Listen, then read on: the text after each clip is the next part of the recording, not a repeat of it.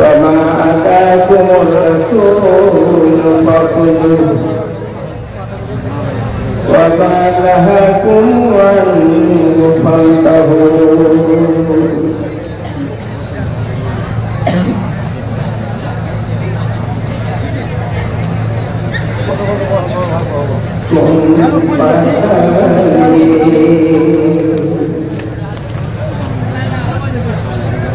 মারলি পাথর আমার দয়ার নবীদের খুন বয়ে যায় শিরি শরীফে মারলে পাথর কান্দে আসমান জমিন হাই হাই কোন পাশান রে মারলে পাথর আমার দয়ার নবীদের খুন বয়ে যায় কান্দিয়া বলেন আমি রহমজা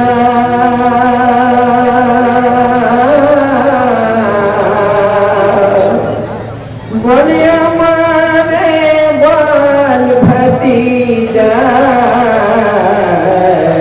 কান্দিয়া বলেন আমি রহমজা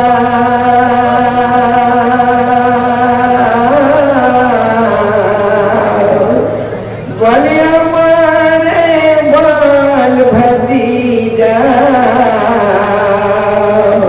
কে আমনি জোরে মারিল পাথর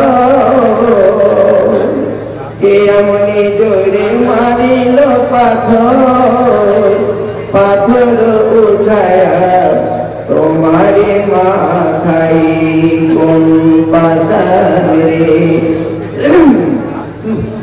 মারলে পাথর আমার দয়ার নবীদের খুন বয়ে যায় শিরি শরীফে মারলে পাথর কান্দে আসমান জমিন হাই হাই চাচাজি বলেন চাচাজি বলেন নবীজি করে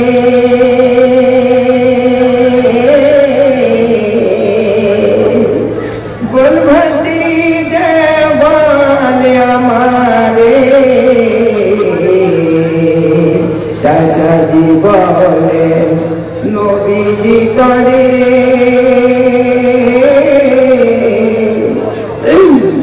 বল ভতিজা বলে আমারে বংশকে তার ধ্বংস করে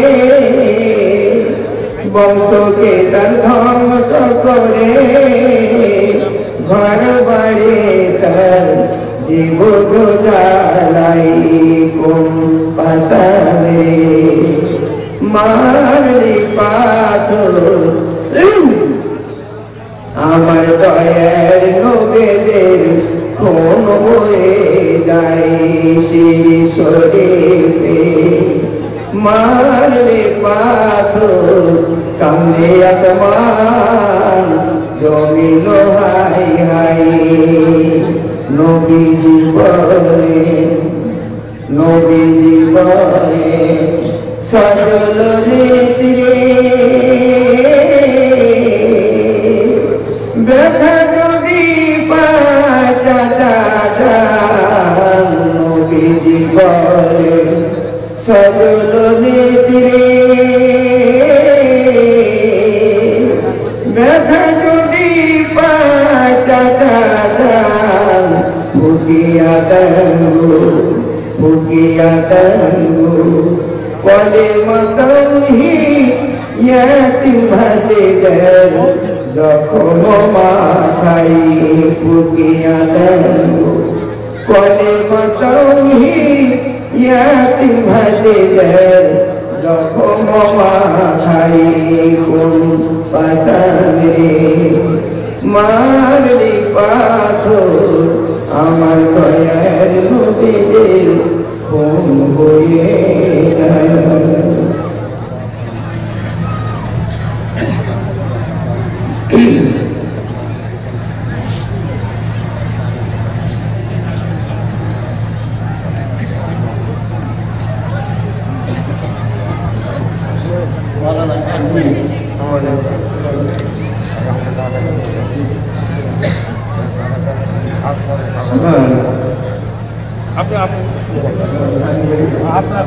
আচ্ছা ঠিক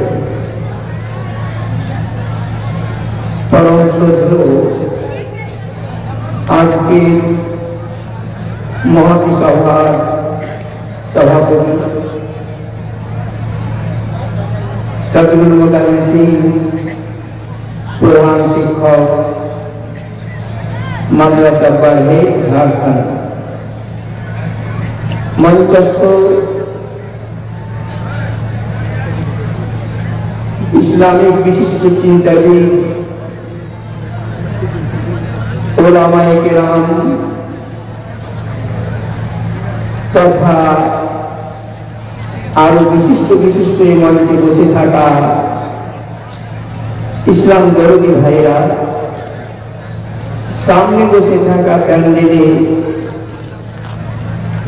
রাত 12টা অতিক্রম করে ইমানি জাযবাত নিয়ে আল্লাহর রহমতের সুশীতল ছায়াতলে আশ্রয় গ্রহণকারী ইসলাম দরদি ভাইরা, পর্দানাসীরা অন্তরালের অবলা সরলা সুশীলা সুশিক্ষিতা শিক্ষিতা অশিক্ষিতা মা খালা বোন, যাবতীয় হামদ সানা প্রশংসা মাত্রে একমাত্র সেই মহান করুণাময় আল্লাহ পাক রব্বুল ইজ্জতের নিমিত্তে, যার প্রশংসার শেষ নেই। তবু আল্লাহ পাকের প্রশংসা এবং বিশেষ করে কৃতজ্ঞতা জ্ঞাপন করব, যার অনুগ্রহ অনুকম পাই। সারা পৃথিবীর প্রাণী জীব আপন আপন জায়গা থেকে আহারকে দিনগুলি উদযাপন করতে আসলে আমরা সুস্থভাবে বেঁচে থেকে আজ সভায় এসে বসতে পেরেছি, যার জন্য সবাই অন্তর থেকে একবার পাঠ করে নি আলহামদুলিল্লাহ। অতঃপর আখের নাম্বার তার দ্বারা বাদানি আহমদে মুস্তাফা মুহাম্মদে মুস্তাফা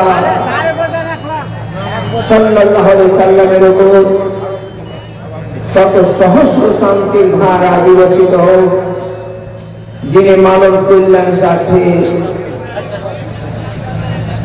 বড় বড় কষ্টের সামনা করে, বড় বড় বিভীষিকা মাঝে করে শেষ পর্যন্ত নিজের জন্মভূমি মক্কা ছেড়ে মদিনায় পাড়ি দিয়ে ইসলাম খানাকে বিশ্বের কোণে কোণে প্রচার প্রসার করে আজ বর্তমান মদিনার মাটিতে সমাধিস্থ। তার প্রতি আমরা সকলে অন্তর থেকে দরুদটি পাঠ করব সাল্লাল্লাহু আলাইহি ওয়াসাল্লাম। ভাইরা আমার, আপনারা অনেকক্ষণ ধরে বসে আছেন, রাত 12টা পার করে দিয়েছেন। বাজারে হাজার কাউরে থাকতে গেলে পারে গিয়ে করে আসতে পারেন, বাকি যারা বসে গেছেন আল্লাহর হস্তে বসে থাকুন। আজকের জালসাটা কিয়ামতের ময়দানে যদি আল্লাহ কবুল করে নিয়ে সেইটাই দাবি করতে পারি আমরা, যে আল্লাহ কেন দুইটি চক্ষু জাগিয়ে সেই দিন গভীর রাতে ভবানীপুরের মাটিতে তোমার কোরআনের মহাব্বতে, তোমার ভয়ে, তোমার জান্নাত খানা লাভ করার জন্য, জাহান্নাম থেকে পরিত্রাণ পাওয়ার জন্যই তো সেই দিন বসেছিলাম। আল্লাহ ইচ্ছা করে উঠে চলে যেতে পারতাম, বিশ্রাম গৃহে আরাম করতাম, কিন্তু সেই দিন আরামকে হারাম করে দিয়ে রাত জাগরণ করে তোমার রাস্তায় বসে বসে পার করেছি। আল্লাহ তুমি সেই দিনকে আর নেকিটা তুমি সামনে রেখে আমাকে আগুন থেকে রক্ষা করো, জাহান্নামের আগুন থেকে রক্ষা করো।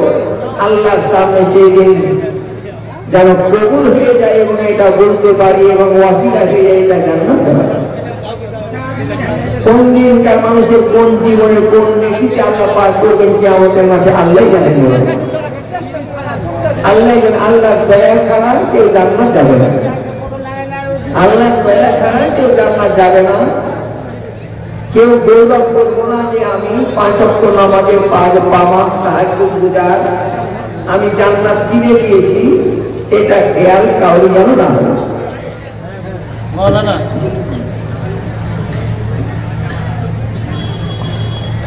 জনগণ আপনারা দেখলেন ডান পাশে বসে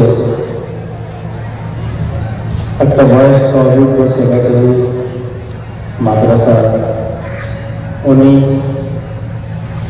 টোটাল 30,000 টাকা দিলেন। সকলেই একবার আমরা অন্তর থেকে পড়বো না আলহামদুলিল্লাহ। মা বাবা মাতা পিতা দুনিয়াতে নেই, দুনিয়া থেকে ওনারা বিদায় হয়েছেন। অর্ধাঙ্গিনী জীবন সাথী দুনিয়াতেও, আর এক ইমান এক আমলে হলে আখেরাতেও আজ দুনিয়া থেকে বিদায় হয়েছে। তাদেরকে স্মরণ করে এবং শারীরিক অবস্থাকে সামনে রেখে জনগণের কাছে তিনি দরখাস্ত জানিয়ে যে সকলেই আমরা একটু ইনার জন্য, ইনার শারীরিক অবস্থাকে সামনে রেখে মাতা পিতার জন্য, স্ত্রীর জন্য 1 মিনিটের জন্য দোয়া করি। আলহামদুলিল্লাহ রাব্বিল আলামিন আর রহমানির রহিম মালিক ইয়াউমিদ্দিন রব্বানা আতিনা ফিদ দুনিয়া হাসানাহ ওয়া ফিল আখিরাতি হাসানাতাও ওয়া কিনা আযাবান নার। ইলাহুল আলামিন পাক পরওয়ারদিগারে আলাম, মাগরিব থেকে নিয়ে এখন পর্যন্ত যত দানের দান এলো মাওলা, যাদের এখনো পর্যন্ত আসেনি, যারা দিতে পারবে না, তাদের অন্তরের নেক কামনাকে সামনে রেখে প্রত্যেকটি বান্দাদেরকে তুমি উচিত বদলা দান করিও। এহকালে তুমি সুস্থ শরীর রাখিও, আখিরাতে তুমি জান্নাত দান করিও। ইলাহুল আলামিন পাক পরওয়ারদিগারে আলাম, তোমাকে রাজি করার জন্য, খুশি করার জন্য তোমার ইমানদার বান্দারা পকেট থেকে পয়সা দিয়ে দিল করে দান করে। হাদিসে এসেছে মাওলা যে তুমি আল্লাহকে তুমি রাজি করো, আল্লাহকে ইবাদতের দ্বারা রাজি করো, খুশি করো, আর যা ইচ্ছা তুমি নেক কামনা পেশ করো। ইয়াকা নাবুদু ওয়া ইয়াকা নাস্তাঈন, দান কর বিরাট ইবাদত মাওলা। আজ এসব বান্দারা তোমার দ্বারে পুরো বিশ্বাস করে দেখে যে দান করলে আমরা এর ফল পাবো। আল্লাহ তুমি এদেরকে ফল দাও। তো গনিয়ে মুতলাকি ইসুল জালাল, মান ফাকিরে মুতলাকাম বেতিলকাল। তো গনিয়ে মুতলাকি ইসুল জালাল, মান ফাকিরে মুতলাকাম বেতিলকাল। তো গনিয়ে মান গদায়ে মুতলাকাম, তো হাসিসি মনজরিলে মুতলাকাম। ذات पाकत मौजूद नवाज, ذات पाकत मौजूद नवाज। माज़ सस्ता पाशुदा से सवाल, बेरहमत के या अरहमर राहिमीन आमीन। জাযাকাল্লাহ। যাক আলহামদুলিল্লাহ। আল্লাহ এ দাতা এবং এ মাদ্রাসার বর্তমান যিনি সেক্রেটারি, তারই অবদান, তারই দানের দোয়াটা হলো আল্লাহ যেন তার ইমানি হায়াত বাড়িয়ে দেন এবং মাদ্রাসার সেবা করার জন্য আল্লাহ যেন তাকে সুস্থ রাখেন। আমিন।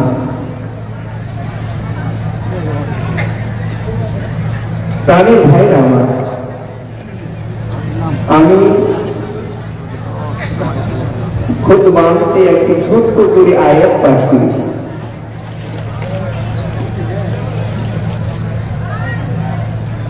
ছোট্ট করে একটি আয়াত পাঠ করেছি আয়াতটি ছোট্ট কিন্তু বিষয় ব্যাপক। আল্লাহ পাক আমাকে কতদূর বলাবেন এবং আপনাদের ধৈর্য চারিদিক দিয়ে না থাকারই কথা যে রাত 12টা পেরিয়ে গেছে এখন ঘুমের সময়। কোরআন হাদিস শুনতে হবে সজাগ হয়ে, ফুলফুল হয়ে নয়। সজাগ হয়ে আমরা যতজন আছি, যদি ভুলন আসে ভাই একটু হেরা ফেলে দিয়ে সেটাকে কাটিয়ে দেন। কোরআন হাদিসের বয়ান সজাগ হয়ে শুনতে হবে। ভুলতে ভুলতে শুনতে গেলে পারে তখন পিয়াজ হারাম হয়ে অবস্থায় গিয়ে বেয়াজ হারাম হয়ে শুনে লাগলো পিয়াজ হারাম, তখন বাড়ির পিয়াজকে যে সমুদ্রে ফেলবেন, নদীতে ফেলবেন, উল্টা পাল্টা শুনলে ভেজাল আছে। আল্লাহ কোরআনে বলছেন লা তাকরাবুস সালাত, তোমার নামাজ পড়া তো দূরের কথা, নামাজের নিকটেও যেও না, নিকটবর্তী হয়েও না। ভুলতে ভুলতে শুনলাম নামাজের নিকটবর্তী হয়েও না, আর তারপরে বাক্যটা আর শুনলাম না, তাহলে কত বড় উল্টা পাল্টা হয়ে যাবে। ওয়ান্তুম সুকারা, আল্লাহ বলেন যে যখন তুমি নেশার ঘরে থাকবে, যখন নেশা মদ হারাম হয়নি তখনই আয়াত অবতীর্ণ হয় যে নেশার ঘরে থাকা কালীন তোরা নামাজ পড়বে না, নামাজের কাছে যাবে না। তো ভাইরা, কোরআন হাদিস সূত্র জিনিস শুনতে হবে সজাগ হয়ে। আমি আপনাদের যদি এলাকার ঘরের মানুষ, কোরআন আল্লাহ এমনই মর্যাদাযুক্ত এ কালাম, কোরআন হাদিস এমন জিনিস, এটা পুরাতন হয় না, এটা পুরাতন হয় না। আমি আপনাদের কাছে মানুষ, কিন্তু কোরআন হাদিস বলবো যতটুকু বলবো, আল্লাহ তৌফিক দিবেন। এবং এই গভীর রাতে যেন আমরা কিছু জ্ঞান নিয়ে যেতে পারি, সেই টার্গেট আমি আপনাদের সামনে কথা বলব। ইনশাআল্লাহ সময় বেকার হবে না, বেকার হবে না। আপনারা গুরুত্ব দিয়ে মন প্রাণ দিয়ে বসে শুনুন, আমি আপনাদের শোনাবার চেষ্টা করছি। এই মাদ্রাসা কেন, মাদ্রাসা চালাতে হবে কেন, মাদ্রাসার দরকার কেন? আল্লাহ পাক রব্বুল ইজ্জত পাক কালাম মাজিদের মাঝে ঘোষণা করলেন, তোমাদের নবী ওমা আতাকুমুর রাসূল ফাখুযু, তোমাদের নবী যেটা তোমাদের দিবেন সেটা তোমরা মাথায় বসিয়ে দিও। ওমা নাহাকুম আনহু ফান্তাহু, যেটা তোমাদের নিষেধ করবেন খবরদার তার কাছে যাবে না। আমরা এত দূর থেকে জালসা শুনতে এসেছি দিন ধর্মের কথা কিছু নেওয়ার জন্য এবং মানার জন্য, মেলা দেখতে নিশ্চয় নয়। যাদের মেলা দেখার ছিল তারা এসে দেখে ঘুরে ফিরে চলে গেছে, কিন্তু যারা মেলা দেখতে আসেনি, জালসা শুনতে এসেছেন, তারাই এখানে টিকে আছে।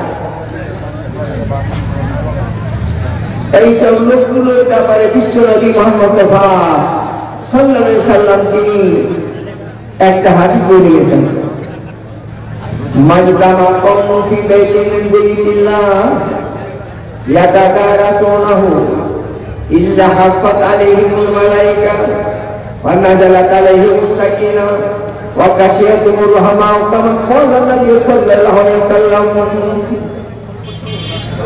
আল্লাহ নবী বলে গেছেন, আল্লাহর বান্দা বান্দীদের জমায়েত দুই জায়গায় ঘটে। হাজি ফারুক বাড়ি, ওর ছেলে 1000 টাকা। হাজি ফারুক সাহেব মারা গেছেন অজিতনগর বাড়ি, তার ছেলে 1000 টাকা দান করছেন আব্বার জন্য। 1000 টাকা। জি মানজার আমার মুখিয়া সাহেবের ভাই মানজার মারা গেছে, তার ছেলে দিয়েছেন 5000 টাকা। আলহামদুলিল্লাহ। আল্লাহ তুমি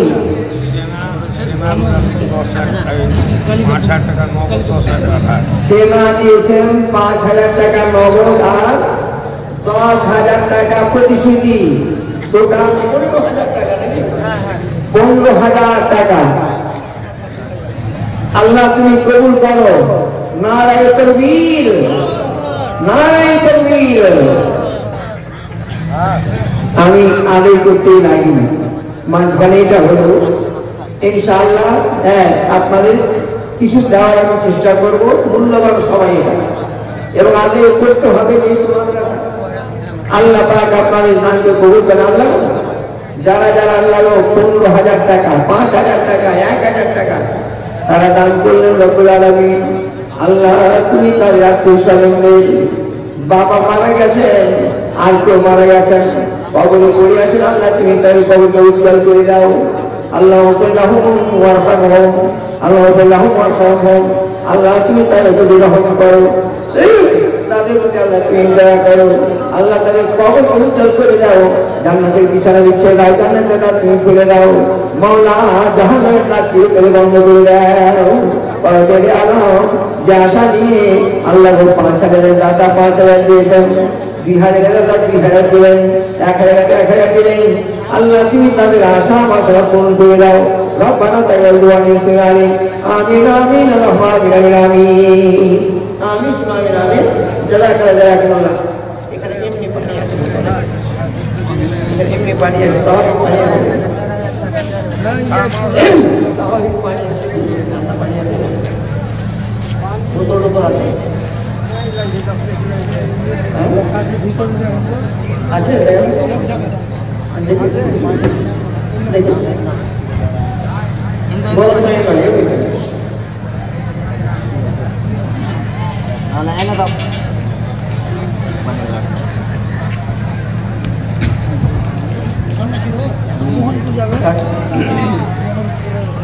আচ্ছা ভাই আমার বসেন বসেন, স্থিরতা লাভ করুন। এবার আমি আপনাদের কিছু শোনাতে যাচ্ছি। আমি যে আয়াতটা ছোট্ট করে পাঠ করেছিলাম তার তর্জমাটা মানেটা হলো একটু বললাম। আল্লাহর নবী অর্থাৎ আমাদের আল্লাহর রাসূল জনাবে মুহাম্মদ রাসূলুল্লাহ সাল্লাল্লাহু আলাইহি সাল্লাম এর ব্যাপারে আল্লাহ পাক বলছে যে তোমাদের রাসূল, তোমাদের নবী যেটা তোমাদেরকে দিবেন ওইটাই নিও, আর যেটা নিষেধ করবেন খবরদার ওটা করিও না। তাহলে তোমাদের পরকাল ভালো, দুনিয়াও ভালো, আখিরাতেও ভালো, কবরও ভালো, কিয়ামত ভালো। ইনশাআল্লাহ জাহান্নামে তোমরা যাবে না, জাহান্নাম থেকে তোমরা পরিত্রাণ পাবে। এবার আসি আপনাদের এগিয়ে নিয়ে চলি।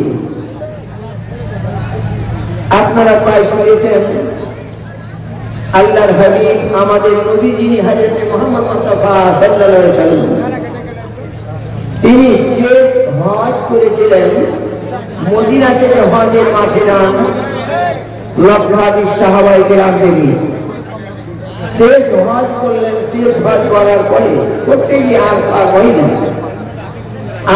ময়দানে মা বোনের আপনারাও গুরুত্ব দেন, আপনাদেরও কথা আসতে পারে।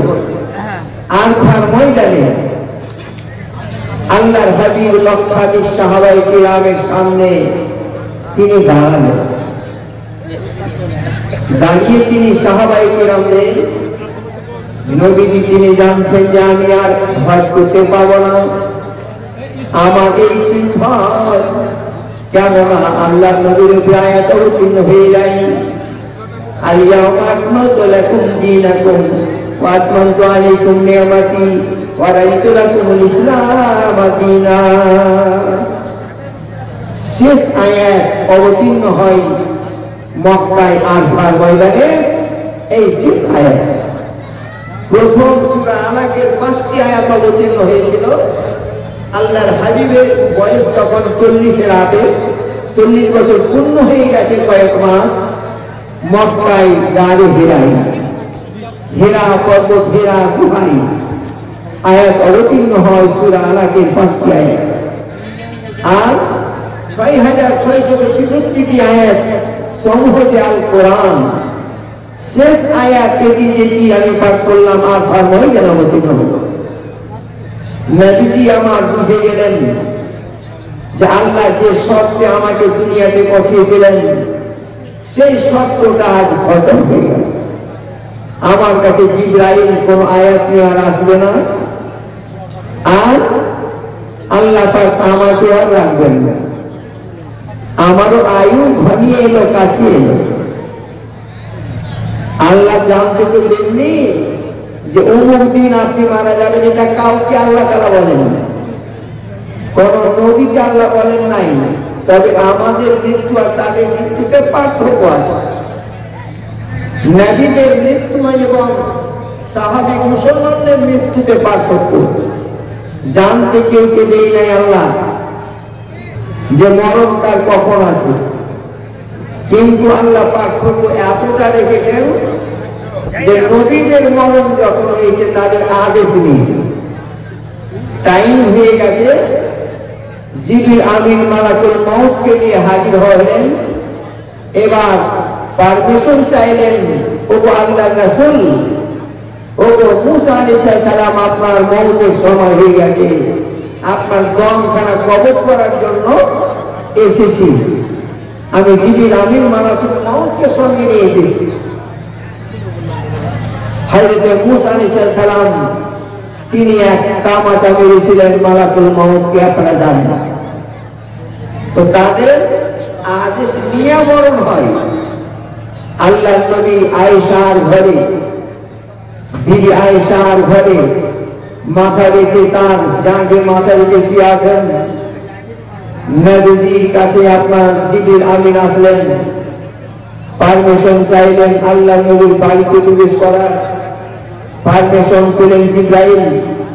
মালাকুল মউত আজরাইল বাইরে দাঁড়িয়ে থাকলেন, আর জিবরিল আমিন আল্লাহর নবীর কাছে গেলেন, বলে হুজুর আপনার মরণের সময় হয়ে গেছে। আপনারা শুনেছেন বুখারী শরীফের ঘটনা। তিনি কাঁদতে লেগেছেন, অঝর নইলে কাঁদছেন। মা আয়েশার যদি মাথা রেখে তিনি কাঁদছেন। কেন কান্না করছেন? জিবরিল আমিন জিজ্ঞেস করছেন, হুজুর আপনি কাঁদছেন কেন? আল্লাহর নবী কাঁদতে কাঁদতে সেই দিন বলেছিলেন, ওরে জিবরাইল, আল্লাহ পাক আমাকে উম্মতদের ভালোর জন্য পাঠিয়েছিলেন। আল্লাহ পাক আমাকে উম্মতদের দুটো জিনিস জানিয়ে দেওয়ার জন্য পাঠিয়েছিলেন। ইন্না আরসালনাকা বাশীরাও ওয়া নাযীরা, হে নবী আপনাকে দুনিয়াতে আমি প্রেরণ করলাম, আপনার উম্মতদেরকে আপনি জান্নাতে সুসংবাদ দেবেন আর জাহান্নামের আগুন থেকে তাদের ভয় দেখাবেন। আল্লাহ আমি জানতে পারিনি আমার উম্মতদের আমি কতটুকু জ্ঞান দিয়েছি, তাদের বুঝিয়েছি জিন্দেগি ধরে আমি যে নবী, তাদের কিয়ামতের ময়দানে আমার উম্মত গুলার জন্য আমি সুপারিশ করতে পাবো কিনা, আল্লাহর কাছে দরখাস্ত করতে পাবো কিনা, এই সম্পর্কে আমি জানি না।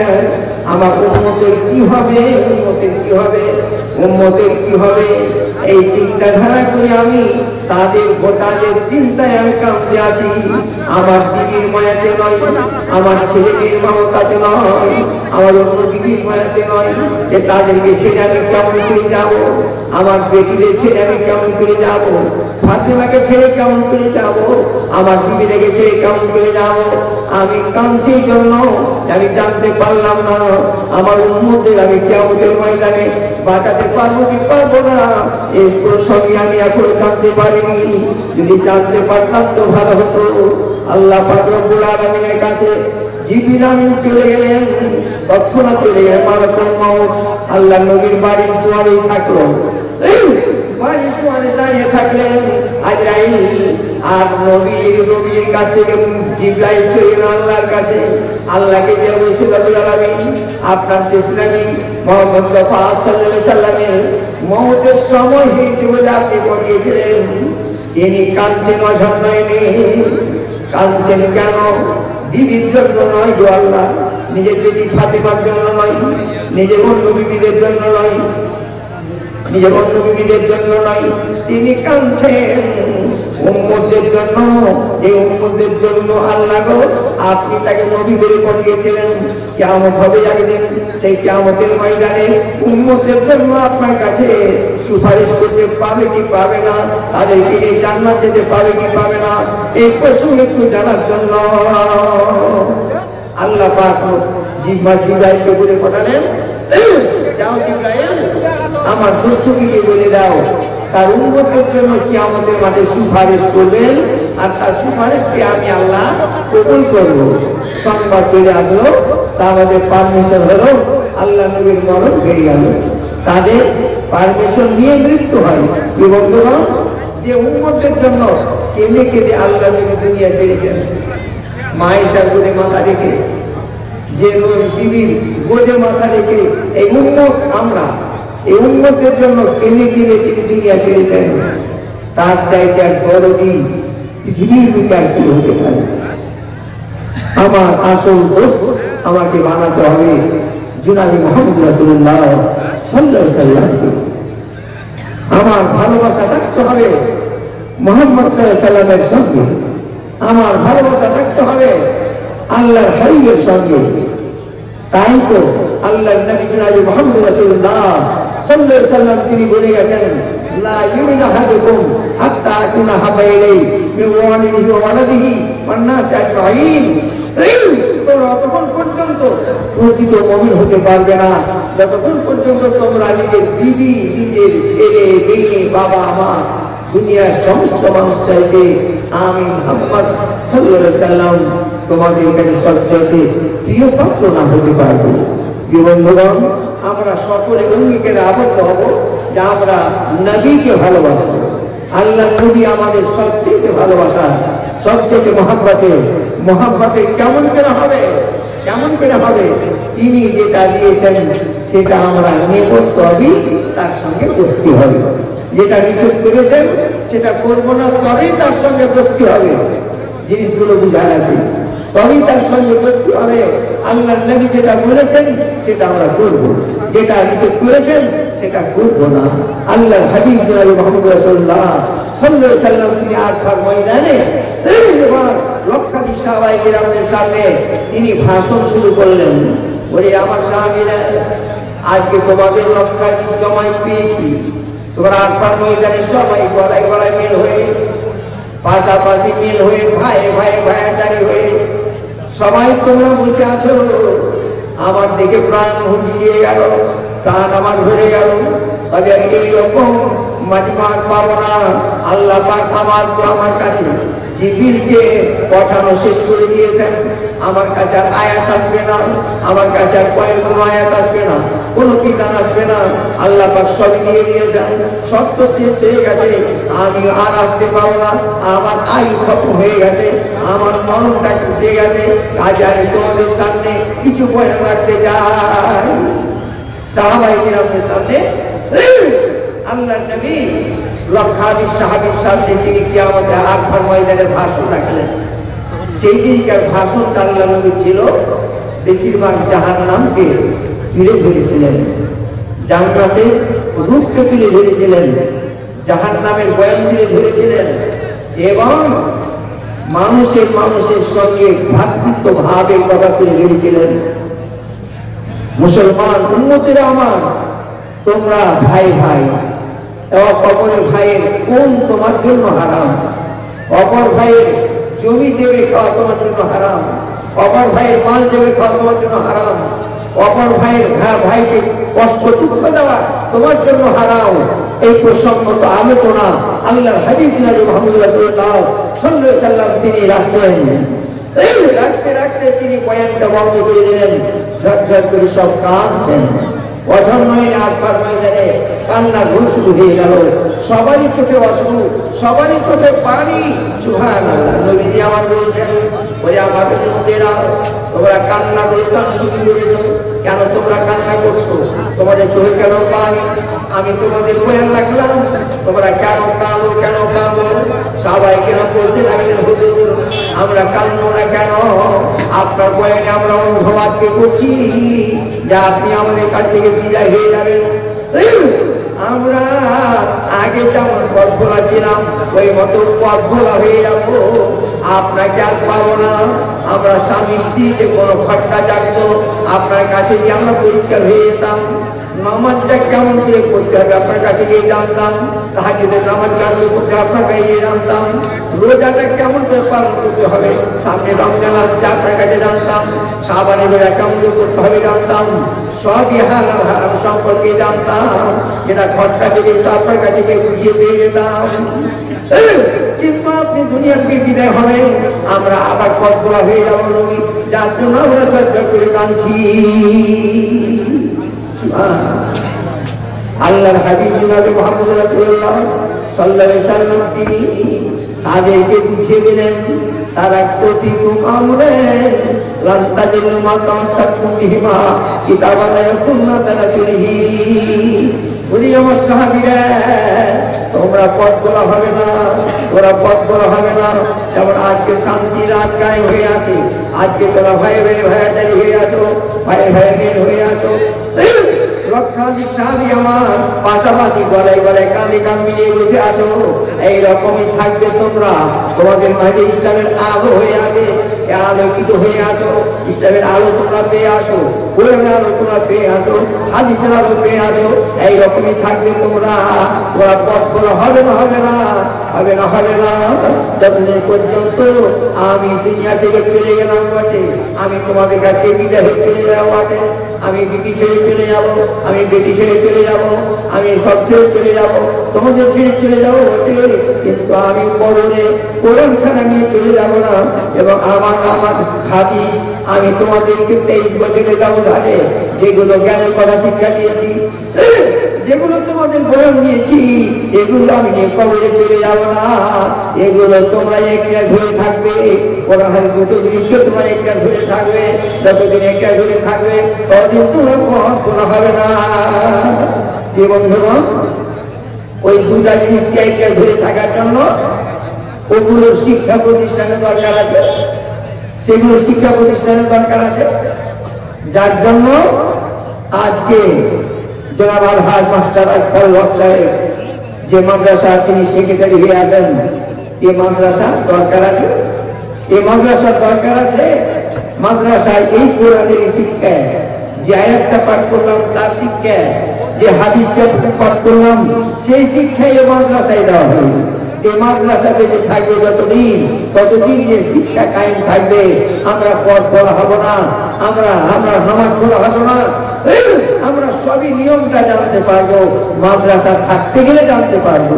সামনে আসছে পবিত্র মাহে রমাদান, রমাদানের রোজা কেমন করে করতে হয়, সেহরি কখন খেতে হয়, ইফতার কখন করতে হয়, তারাবির নামাজ কেমন করে করতে হয়, রমজান রোজার অবস্থায় আমাকে কোন ভাষা বলতে হবে, কোন ভাষা বলতে হবে না, রোজার অবস্থায় দিনের বেলা কি খাওয়া যাবে না, দিনের বেলায় কি খেতে গেলে পারে, কি করতে গেলে রোজা ভেঙে যায়, কোন কাজটা হতে গেলে রোজা নষ্ট হয়ে যায়, এই সবই শিক্ষা যে সেক্রেটারি মহাশয় মাদ্রাসা হামিদিয়ায় ভবানীপুরে শিক্ষা। এই মতো সমস্ত মাদ্রাসা, এই মাদ্রাসায় কোরআন হাদিসের শিক্ষা দীক্ষা কায়েম থাকবে ইনশাআল্লাহ। আমরা সেই আলোয় আলোকিত হয়েই থাকবো, যে আলোয় আলোকিত হয়েছিলেন আল্লাহ নবীর জামানায় সাহাবায়ে কেরাম, সেই মতো আলোয় আলোকিত হয়ে থাকবো আমরা। বন্ধুরা আমার, কাজে আমরা মাদ্রাসাকে গড়ে তুলবো, মাদ্রাসা আমরা সহায়তা করবো, সকলে বলি ইনশাআল্লাহ মাদ্রাসাকে ভুলবো না, সবাই বলি ইনশাআল্লাহ মাদ্রাসাকে ভুলবো না। মাদ্রাসা বেঁচে আছে বলে ইমান খানা টিম করে চলছে, মাদ্রাসা বেঁচে আছে বলে আলিম তৈরি হয়ে আমরা তাদের মুখ থেকে ভাষণ শুনতে পাচ্ছি, তাদের মুখ থেকে বয়ান শুনতে পাচ্ছি। এই মাদ্রাসার প্রয়োজনীয়তা অবশ্যই আছে, অবশ্যই আছে, এবং তাতে অর্থের দরকার, অর্থ ছাড়া চলবে না। 15 জন শিক্ষক, 20 জন শিক্ষক তারা পেট বেঁধে ছাত্রদের শিক্ষা দিতে পারবে না, তাদের বিবি আছে, পেট আছে, সংসার আছে, তাদের বেতন দিতে হয়। মাদ্রাসার মেহমান খরচ আছে, বিল্ডিং খরচ আছে, বিভিন্ন খরচ আছে, বিভিন্ন খরচ আছে, কাজে তাদের অর্থের দরকার, পয়সার দরকার। 45 থেকে 50 লক্ষ টাকা ব্যয় একটা বছরে হয়। আর মাদ্রাসা হিসাবে আপনার 1 কোটি টাকাও ব্যয় হয়, জি 1 কোটি টাকাও ব্যয় হয়। ভবানীপুর মাদ্রাসা, সীতারামপুর মাদ্রাসা, এইগুলোতে কমপক্ষে 50 লাখের আশেপাশে বাৎসরিক ব্যয় হয়, ওই মতো আয় হয়, যার জন্য মাদ্রাসাগুলি চলতে আছে। ভাইয়ের আমার, বন্ধুরা আমার, এই মাদ্রাসা বাঁচাতে হবে, চালাতে হবে। এই মাদ্রাসায় শিক্ষা পেয়েছি যেটা আল্লাহ নবী যেটা দিয়ে গেছেন, আপনাদের গভীর রজনীতে আমি দেওয়ার চেষ্টা করছি। আপনারা কর্ণপাত করে শুনুন, মা বোন আপনারাও শুনেন। হ্যাঁ, উভয় আছেন বলে আমি এই হাদিসটি আপনাদের সামনে নিয়ে আসছি। আল্লাহ নবীর জীবনের 23 বছরের জীবনের শিক্ষার ইতিহাস আমাদের যে শিক্ষা দিয়ে গেছেন, 23 বছরের ব্যবধানে এটা আজকে 1 ঘন্টা 2 ঘন্টা বলে সম্ভব নয়। জীবন ধরে বলে শেষ হবে না, শেষ হবে না। আমি একদিনকার একটাই হাদিস কালি আপনাদের সামনে আজকে দিয়ে যাব, একটাই হাদিস, সহি হাদিস আপনাদের সামনে দিয়ে যাব। অত্যন্ত মূল্যবান কথা কয়েকটা নবীজি আমার বলে গেছেন, সেটা হাদিসের বেলায় বিরাজ করছে এবং ওই হাদিস মাদ্রাসায় শিক্ষা দেওয়া হচ্ছে। মৌলানা আশরাফুল হক সাহেব সেও হাদিস পড়ায়, হ্যাঁ, এবং মাদ্রাসার শিক্ষকেরা আছেন প্রায় হাদিস পড়ানো, তাফসীর পড়ানো। সেই হাদিস, একটা হাদিস, যে হাদিসটি রাবি হাদিস হলেন হযরতে মুআয রাদিয়াল্লাহু তাআলা আনহু। হযরতে মুআয রাদিয়াল্লাহু তাআলা আনহু নবীজি আমাকে হাদিসে যে কয়টা শিক্ষার কথা বলে গেছেন, তাতে আছে আমার আপনার জন্য জান্নাতের রাস্তা, কবর আমার আপনার জন্য শান্তি, কিয়ামতের ময়দান আমার আপনার জন্য শান্তি, জাহান্নাম থেকে রক্ষা পাওয়ার পর, জাহান্নাম থেকে বাঁচার পর, জান্নাত পাওয়ার পর। একটাই হাদিসের মাঝে নবীজি এমন গুরুত্বপূর্ণ কথা 1-2 করে 10টি কথা বলে গেছেন। হযরতে মুআয রাবি হাদিস, তিনি বলছেন, এবার আপনাদের শুরু করছি। আন মুআযিন ক্বালা আওসানি রাসূলুল্লাহ সাল্লাল্লাহু আলাইহি ওয়াসাল্লাম কালিমা قال رسول الله صلى الله عليه وسلم لا تشرك بالله وإن قتلت وهو يقتل ولا توكل والديك وإن أمرك أن تأخذ من أهلك وأموالك إلى آخر الحديث। হযরতে মুআয রাদিয়াল্লাহু আনহু তিনি বলছেন, আল্লাহর নবী হযরত মুআযের হাত ধরলেন, ভালো করে শুনবেন। আরে বাবা, এরকম বিষয় চলার মাধ্যমে এটা তো মোটা বলে দেন না,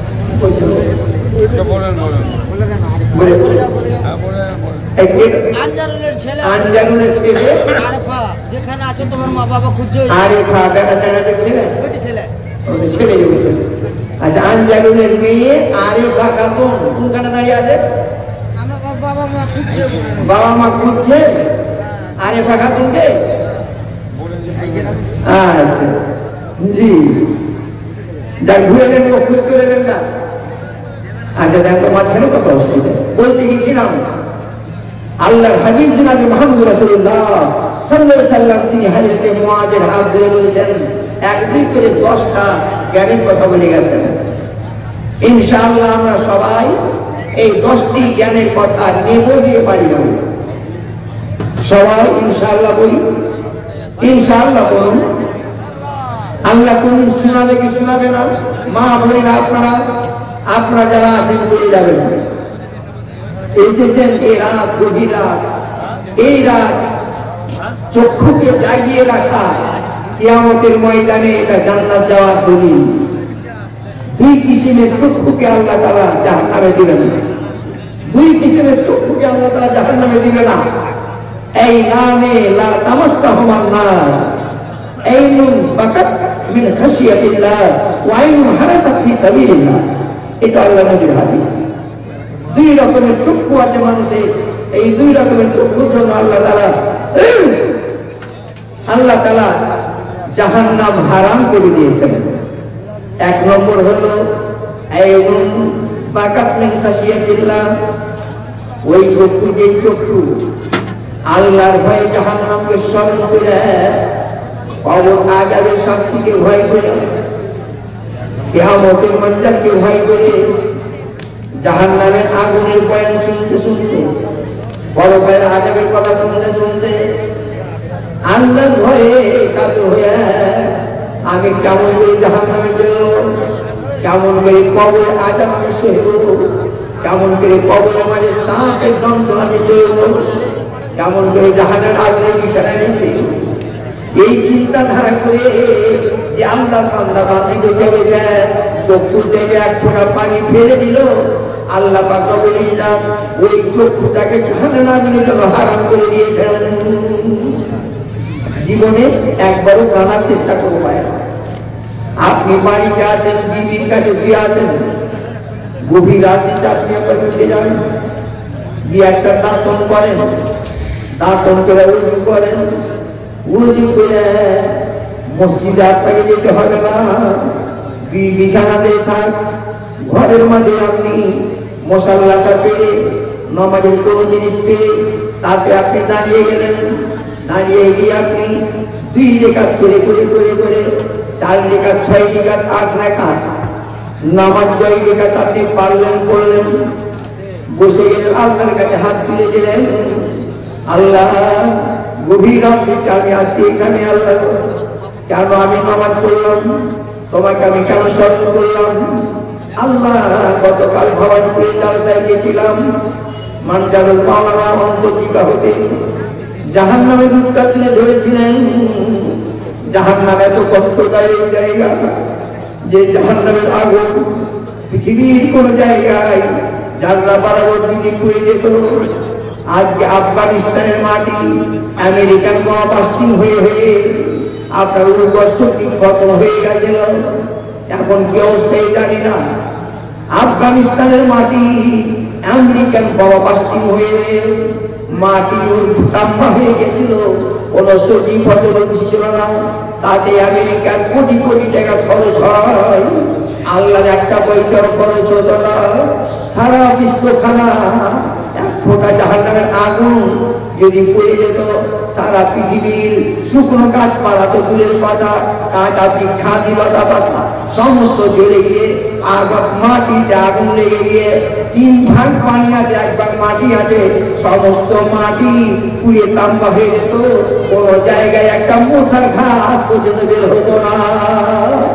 এই বয়ান মাওলানার মুখ থেকে শুনলাম, আল্লাহ কিয়ামতের ময়দানে যদি জাহান্নামের আগুনে পড়ে যায়, আল্লাহ আমি কেমন করে সহ্য করব।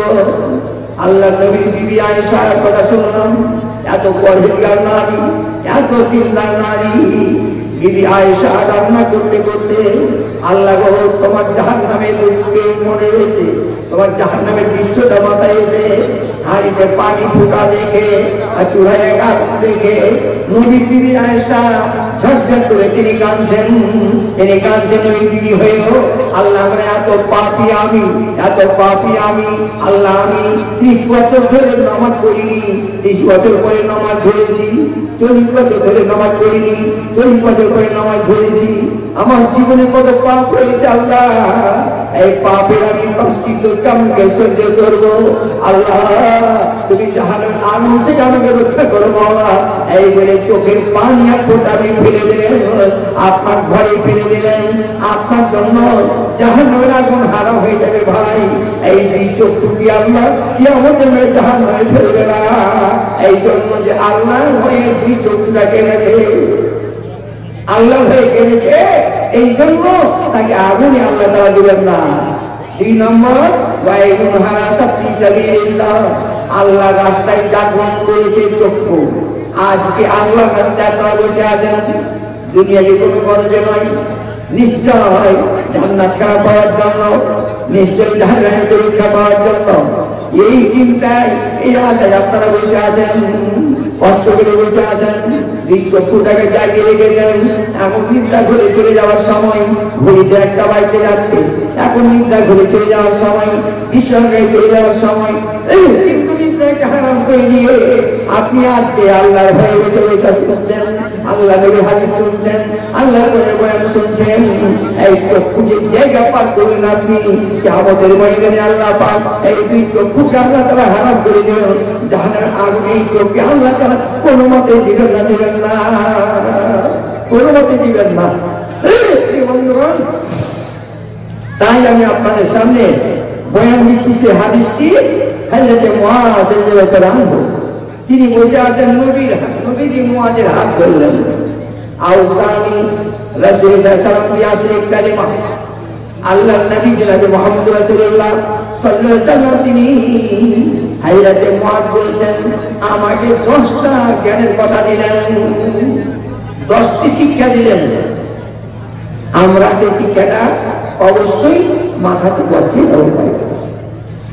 1 নম্বর, মানুষের জীবনে পাপ আছে রে ভাই, মানুষের জীবনে পাপ বহু রকমের আছে। চুরি করার পাপ আছে, ডাকাতি করার পাপ আছে, ছিনতাইয়ের পাপ আছে, রাহাজানির পাপ আছে, জেনার পাপ আছে, চোখের জেনার পাপ আছে, হাতের জেনার পাপ আছে, পায়ের জেনার পাপ আছে, বিভিন্ন রকমের পাপ আছে। ফিল্ম দেখা পাপ আছে, আপনার ছবি দেখা পাপ আছে, থিয়েটার দেখা পাপ আছে, বাজনা দেখা পাপ আছে। জীবনে মানুষের পাপ হয়, ছোট বড় 2 রকমের পাপ হয়। তার মধ্যে সবচেয়ে বড় সাংঘাতিক পাপ, বড় সাংঘাতিক পাপ, সবচেয়ে বড় মহাপাপ হলো কোনটা রে ভাই? আজকে মাথায় নিয়ে যাও, যেন আমার তাদের জীবন ওই পাপটা না হয়ে যায়, ওই পাপটা যেন না হয়ে যায়। 1 নম্বর পাপ হলো সুবহানাল্লাহ, শিরকের পাপ, শিরকের পাপ, শিরকের পাপ। হযরতে মুআযকে নবীজি আমার বলেছেন লা তুশরিক বিল্লাহ ওয়া ইন কাতালতা হুরতা। খবরদার রে মুআয, শিরক করিও না, শিরক করিও না। শিরক করার জন্য যদি তোমাকে জ্বলে যেতে হয়, দুশমনে জ্বালিয়ে দেয় জ্বলে যাও। তোমাকে কাতাল করে দেওয়া হয়, কাতাল হয়ে যাও, কাতাল হয়ে যাও সেই চিকেন, জ্বলে যাও সেই চিকেন। খবরদার জীবনে তুমি শিরক করবে না, জীবনে শিরক করিও না। হযরতে লোকমান হাকিম তিনি জ্ঞানী জ্ঞানী মানুষ ছিলেন, বেটাকে বলছেন রে বেটা, ইয়া বুনাইয়া লা তুশরিক বিল্লাহ ইন্না শিরকা লাযুলমুন আযীম। ওরে বেটা, খবরদার জিন্দেগিতে রে বেটা, তোমার হাতের দ্বারাই, তোমার জবানের দ্বারাই, তোমার চোখের দ্বারাই, তোমার বডির দ্বারাই যেন শিরক না হয়ে যায়, শিরক না হয়ে যায়। শিরক হলো জুলুম, শিরক হলো মহাজুলুম, শিরক হলো জুলুম। এ শিরক জুলুম, এ শিরকের গুনাহ আল্লাহ তাআলা কোনোভাবে ক্ষমা করবে না। আল্লাহ কোরআনে বলেন রে বেটা, ইন্নাল্লাহা লা ইয়াগফিরু শুরাকা বিহি ওয়া ইয়াগফিরু মা দুনা যালিকা লিমান ইয়াশা। আল্লাহ তাআলা কোরআনে বলেন শিরকের গুনাহ আল্লাহ তাআলা ক্ষমা করবে না। অন্য গুনাহ হতে আল্লাহ ক্ষমা করে দিতে পারেন, গ্যারান্টি আর আশা আছে, কিন্তু শিরকের গুনাহ আল্লাহ তাআলা ক্ষমা করবে না। যার জন্য মুআযকে নবীজি বলছেন, ওরে মুআয, ওর হাত ধরে আমি বলছি, খবরদার মুআয, তোমার জীবনে তুমি খবরদার শিরক করবে না, শিরক করবে না। শিরক করার মানে হলো যে যেটা জিনিস যেতে রাখা সেইখানে রাখতে হবে, যেটা যেতে রাখা সেইখানে রাখতে হবে। জি, না রাখতে গেলে সেটা জুলুম হলো, যেটা যে পর্যায়ে সেখানে তাকে রাখতে হবে, তাহলে হলো জুলুম হলো। বেশি ব্যাখ্যা জীবনে এটা আপনারা বুঝতে পারছেন। জি, স্টেজের টেবিলে কোরআনটা রাখার জন্য এটা টেবিল, এই টেবিলটাকে কোরআন রাখার জন্য এই কোরআন শরীফটা যদি একবার নিচে রেখে দেওয়া হয় রাখতে হবে, তাহলে এটা জুলুম হয়ে গেল। যেটা যেখানে রাখার সেই জায়গায় রাখতে হবে, যে পাত্রকে অন্য পাত্রে রাখার নামে হলো জুলুম। তো আল্লাহ আসমান তৈরি করলেন, জমিন আল্লাহ তৈরি করলেন, সূর্য আল্লাহ তৈরি করলেন, নক্ষত্র আল্লাহ তৈরি করলেন, সবই আল্লাহ তৈরি করলেন। আল্লাহ সর্বসৃষ্টির স্রষ্টা। জমিন আল্লাহ, আসমান আল্লাহ, সূর্য আল্লাহ, চন্দ্র আল্লাহ, হাওয়া আল্লাহ, বাতাস আল্লাহ, সবই আল্লাহ রে ভাই। তাহলে পরে আল্লাহর জমি ইবাদত হবে কার? কার ইবাদত হবে? একমাত্র আল্লাহর ইবাদত হবে। আল্লাহ কোরআনে বললেন, ওমা খালাকুল জিন্না ওয়াল ইনসা ইল্লা লিয়াবুদুন, আমি মানবগণকে সৃষ্টি করি নাই বলছে এখন আমার ইবাদতের জন্য, অন্যের ইবাদতের জন্য নয়। আপনাকে কোনটা করে বুঝিয়ে দিই, খুলে বুঝিয়ে দিই, আল্লাহর সঙ্গে এবার শিরক করা মানে হলো অন্য দেবী মূর্তি চরণ তলে সেজদা করা, গাছের গোড়াতে গিয়ে সেজদা করা, কবরের পূজা করা, সূর্যের পূজা করা, চন্দ্রের পূজা করা, সমুদ্রের পূজা করা, নক্ষত্রের পূজা করা, আর দেবী মূর্তির পুজো করা, যে কালীর পুজো করা, দশরার পুজো করা, লক্ষ্মীর পুজো করা, এক কথায় আল্লাহ বাদ দিয়ে অন্যের চরণ তলে মাথাকে নত করে দেওয়া, এটাই হয়ে গেল শিরক, এটা হয়ে গেল শিরক। আল্লাহ পাক কোনো মতে শিরকের গুনাহ আল্লাহ কোনো মতে ক্ষমা করবে না। কোনো মতে আল্লাহ ক্ষমা করবেন না। তাই মুআজকে নবীজি বলেছেন, ওরে মুআজ, যদিও তোমাকে কাতাল করে দেওয়া হয়, জ্বালিয়ে দেওয়া হয়, জ্বলে যাও সে শিকার, কাতাল হয়ে যাচ্ছে শিকার, খবরদার মুআজ তুমি শিরক করিও না, শিরক করিও না। অনেক বলার আছে আর উপরে, কিন্তু 10টা কথা আমাকে বলতে হবে। আল্লাহ নবীর হাদিসে 10টি শিক্ষার কথা আছে, একটাতে আজই আমি সংক্ষিপ্ত করছি। শিরক আমরা করবো না ইনশাআল্লাহ, মাথাতে নিয়ে যাব। শিরক আমরা করবো না, কবরের পূজা নয়, কোনো কিছুরই পূজা নয়, পীর পূজা নয়। আল্লাহর দয়াতে আমাদের এরিয়াতে এগুলো নাই। আমরা বিভিন্ন জায়গায় যার সাথে যাই, এই এরিয়াতে নেই। বীরভূম থেকে শুরু হয়ে গেল পীরের পূজা, বুঝলেন? বীরভূম থেকে শুরু হয়ে গেল পীরের পূজা, জঙ্গিপুর থেকে শুরু হয়ে গেল পীরের পূজা, কবরের পূজা কাশিরাতে হচ্ছে কবরের পূজা। আপনারা দেখেছেন কাশিরে হচ্ছে কবর পূজা। কবরে আপনার চাদর চাপিয়ে দিল, কবরের কাছে গিয়ে সাজদা করলো, কবরে আপনার ওখানে কোরআন করছে, সবই একবারে শিরক বেদাত। এগুলো শিরক, শিরক কোনো মতে ক্ষমা হবে না, আল্লাহ মাফ করবেন না।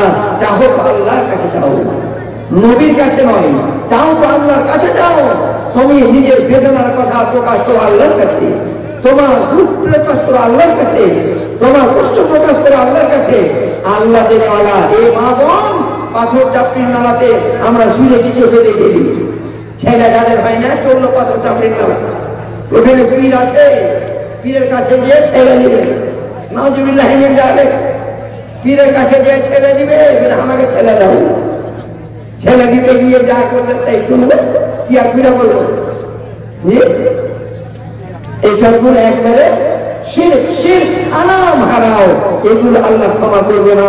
এই মা বোনের আপনার সন্তান হয় না, স্বামী স্ত্রী আপনার সন্তান হয় না, আল্লাহর কাছে চান। আল্লাহ দেনে আল্লাহ 80 বছর বয়সে ইব্রাহিম আলাইহিস সালামকে সন্তান দিয়েছিলেন, ইসমাঈলকে সন্তান দিয়েছিলেন। ইসমাঈলকে আল্লাহর কাছে চেয়েছিলেন, রব্বি হাবলি মিনাস সালিহিন ফাবাশশারনাহু বিগুলামিন হালিম।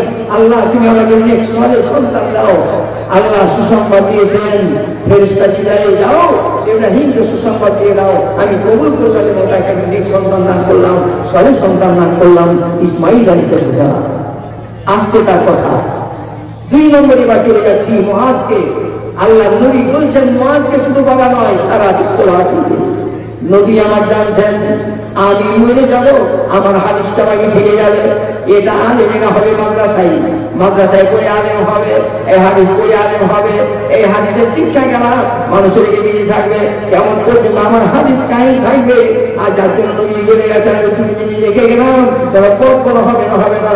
যতদিন শিক্ষার ব্যবস্থা থাকবে, শিক্ষার ব্যবস্থা থাকতে গিয়ে হামিদিয়া মাদ্রাসার দরকার, শিক্ষার ব্যবস্থা থাকতে গিয়ে ইসলামী মাদ্রাসা দরকার, শিক্ষার ব্যবস্থা থাকতে গিয়ে সমস্ত মাদ্রাসার দরকার, দিনী প্রতিষ্ঠানের দরকার, অবশ্যই দরকার। তবে ইসলাম আলোকিত হয়ে থাকবে, ইসলামটা আলোকিত হয়ে থাকবে, তবে অন্ধকার হবে না, আমরা পথ কোনো হয়ে যাবে না। দ্বিতীয় কথা আল্লাহ বলছেন, ওয়ালা তাওয়াক্কাল আলাইকা ওয়া ইন আমারাকা আন তাখরুজা মিন আহলিকা ওয়া মালিক। ওরে মুআজ, তোমাকে আমি বলছি, তোমার কাছে এবারে আমি 2 নম্বর কথা বলতে আছি। মুআজ, যদি সিজদা করার আদেশ হতো, দুনিয়ার নারীরাকে আদেশ হতো স্বামীর চরণ ধরে সিজদা করো, আর বেটারাকে আদেশ হতো বাপের চরণ ধরে সিজদা করো, কিন্তু না না না, সিজদা করা যাবে না। তবে পাশাপাশি বাপ মাকে রাখিও মুআজ।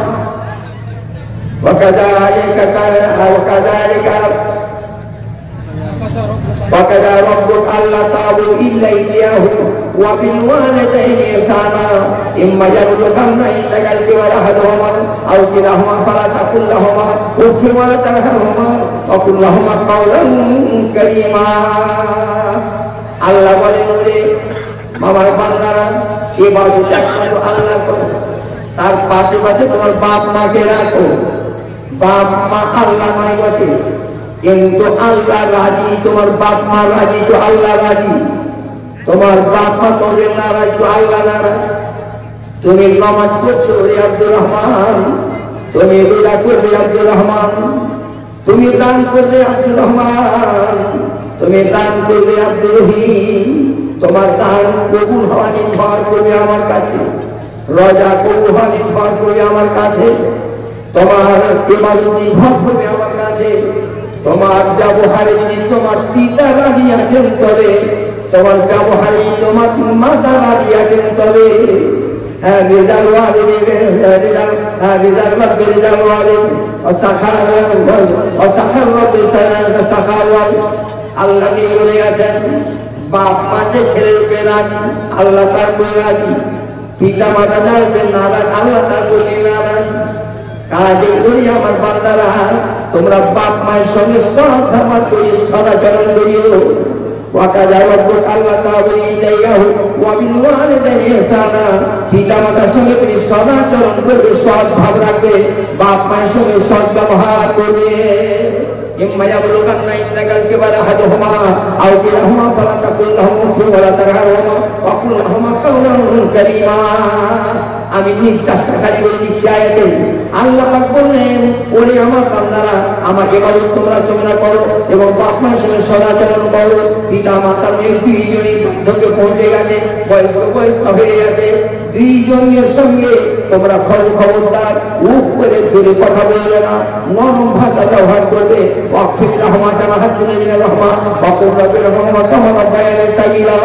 এবং বাপ মায়ের জন্য রহমতের হাত দুখানা তোমরা বাড়িয়ে দাও।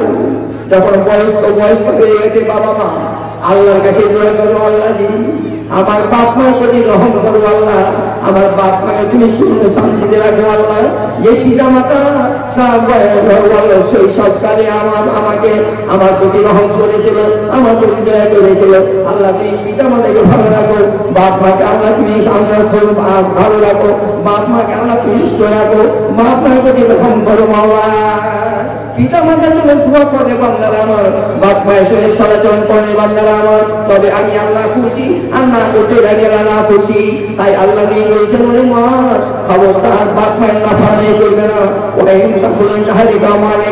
যদিও পিতা মাতা তোমাকে বাড়ি বিবি থেকে আলাদা হতে বলে, বিবি থেকে আলাদা হতে বলে, আর বাড়ি থেকে বিদায় করে দেয়, বাড়ি থেকে তোমাকে বের করে দিল, বের হয়ে যাও, তোমার বিবিকে তালাক দিতে বলে তালাক দিয়ে দাও, সেই ঠিকার। কিন্তু বাপ মায়ের নাফরমানি খবরদার করিও না, পিতা মাতার নাফরমানি করিও না।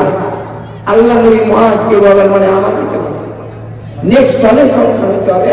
ইসমাইল আলাইহিস সালাম তিনি ছিলেন বাপ মায়ের, হ্যাঁ বাবাম ছেলে, বাপ মায়ের সালের সন্তান তিনি ছিলেন। ভাইয়ের আমার, বন্ধুরা আমার, কেমন আল্লাহ নবী শিক্ষা দিলেন, যদিও তোমার বিবি থেকে তোমাকে আলাদা হতে বলে, যে বউটা আমার ভালো নয় রে বেটা, একে ছেড়ে দাও, ছেড়ে দিতে হবে, তুমি বাড়ি থেকে বেরিয়ে যাও, তোমাকে আমি বাড়িতে রাখবো না, বেরিয়ে যান। আপনি বাপের উপরে লাঠি চার্জ করবেন না। অন্যই যদি বাপ মা করে থাকে তাহলে আল্লাহ কাছে আপনার প্রশ্নের সামনে হবে।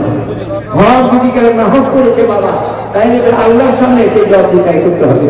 কিন্তু আপনার দায়িত্ব হলো পিতা মাতা আপনাকে যেটা বলবে সেটাই করতে হবে। হযরত ইসমাইল আলাইহিস সালামের ঘটনা আপনারা জানেন।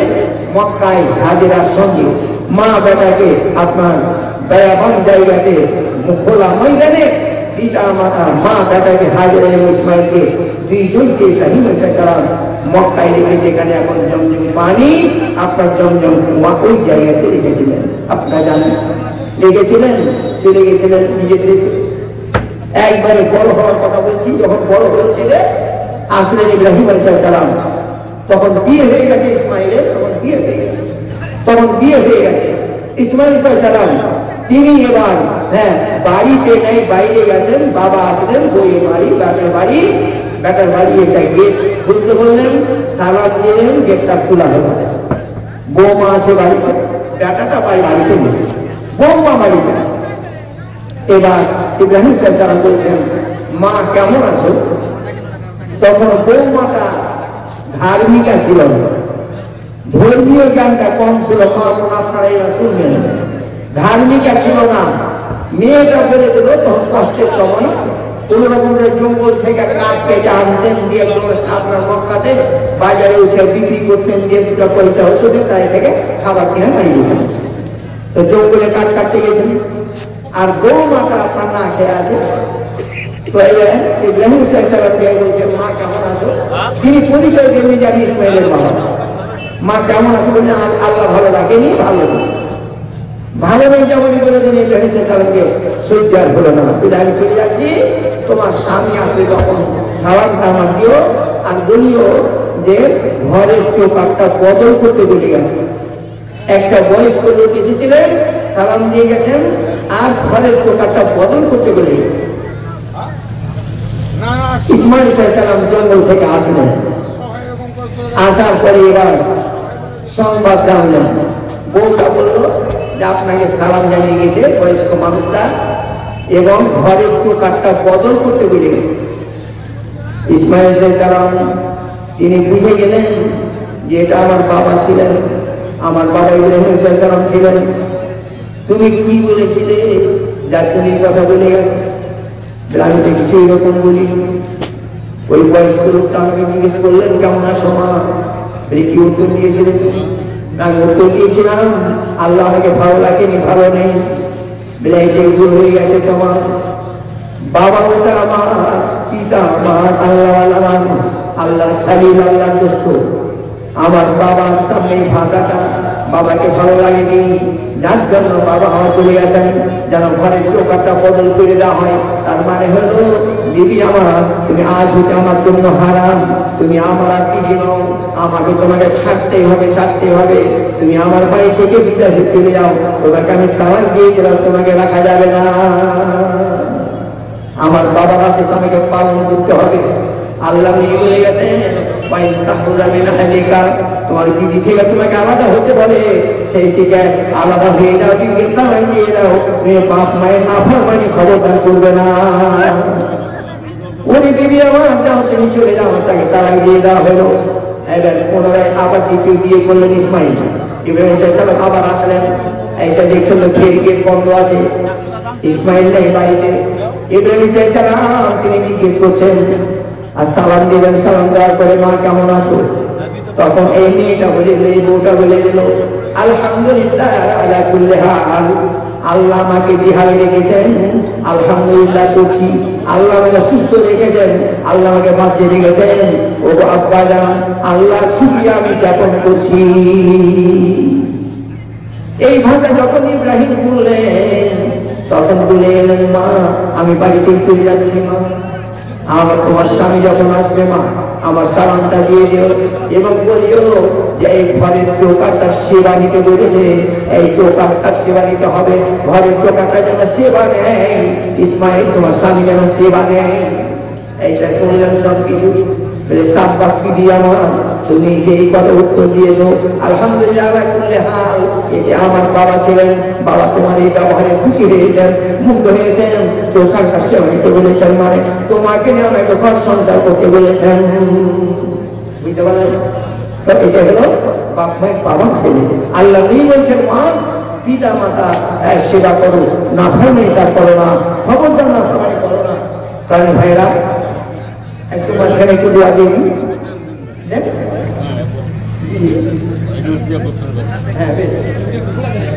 আচ্ছা ভাইরা, আচ্ছা বলে দিচ্ছি খালি, হ্যাঁ তৈমুর হক দিচ্ছেন 200 টাকা আর বেনামিতে 100 টাকা, বেনামিতে 200 টাকা, বেনামিতে 200 আর একখানা কোরআন মাজিদ এক পিস কোরআন। আর একজন বেনামিতে 500 টাকা দিচ্ছেন, আর একজন দিচ্ছেন বেনামিতে 2000 টাকা, আর একজন বেনামিতে 500 টাকা কোরআন এক পিস। আর ওয়াসিম আকরাম দিচ্ছেন 2000 টাকা, আর বাবুরও দিচ্ছেন 500 টাকা, আর ফারিহা দিচ্ছেন 500 টাকা, আজিজুর রহমান 1000 টাকা আলহামদুলিল্লাহ।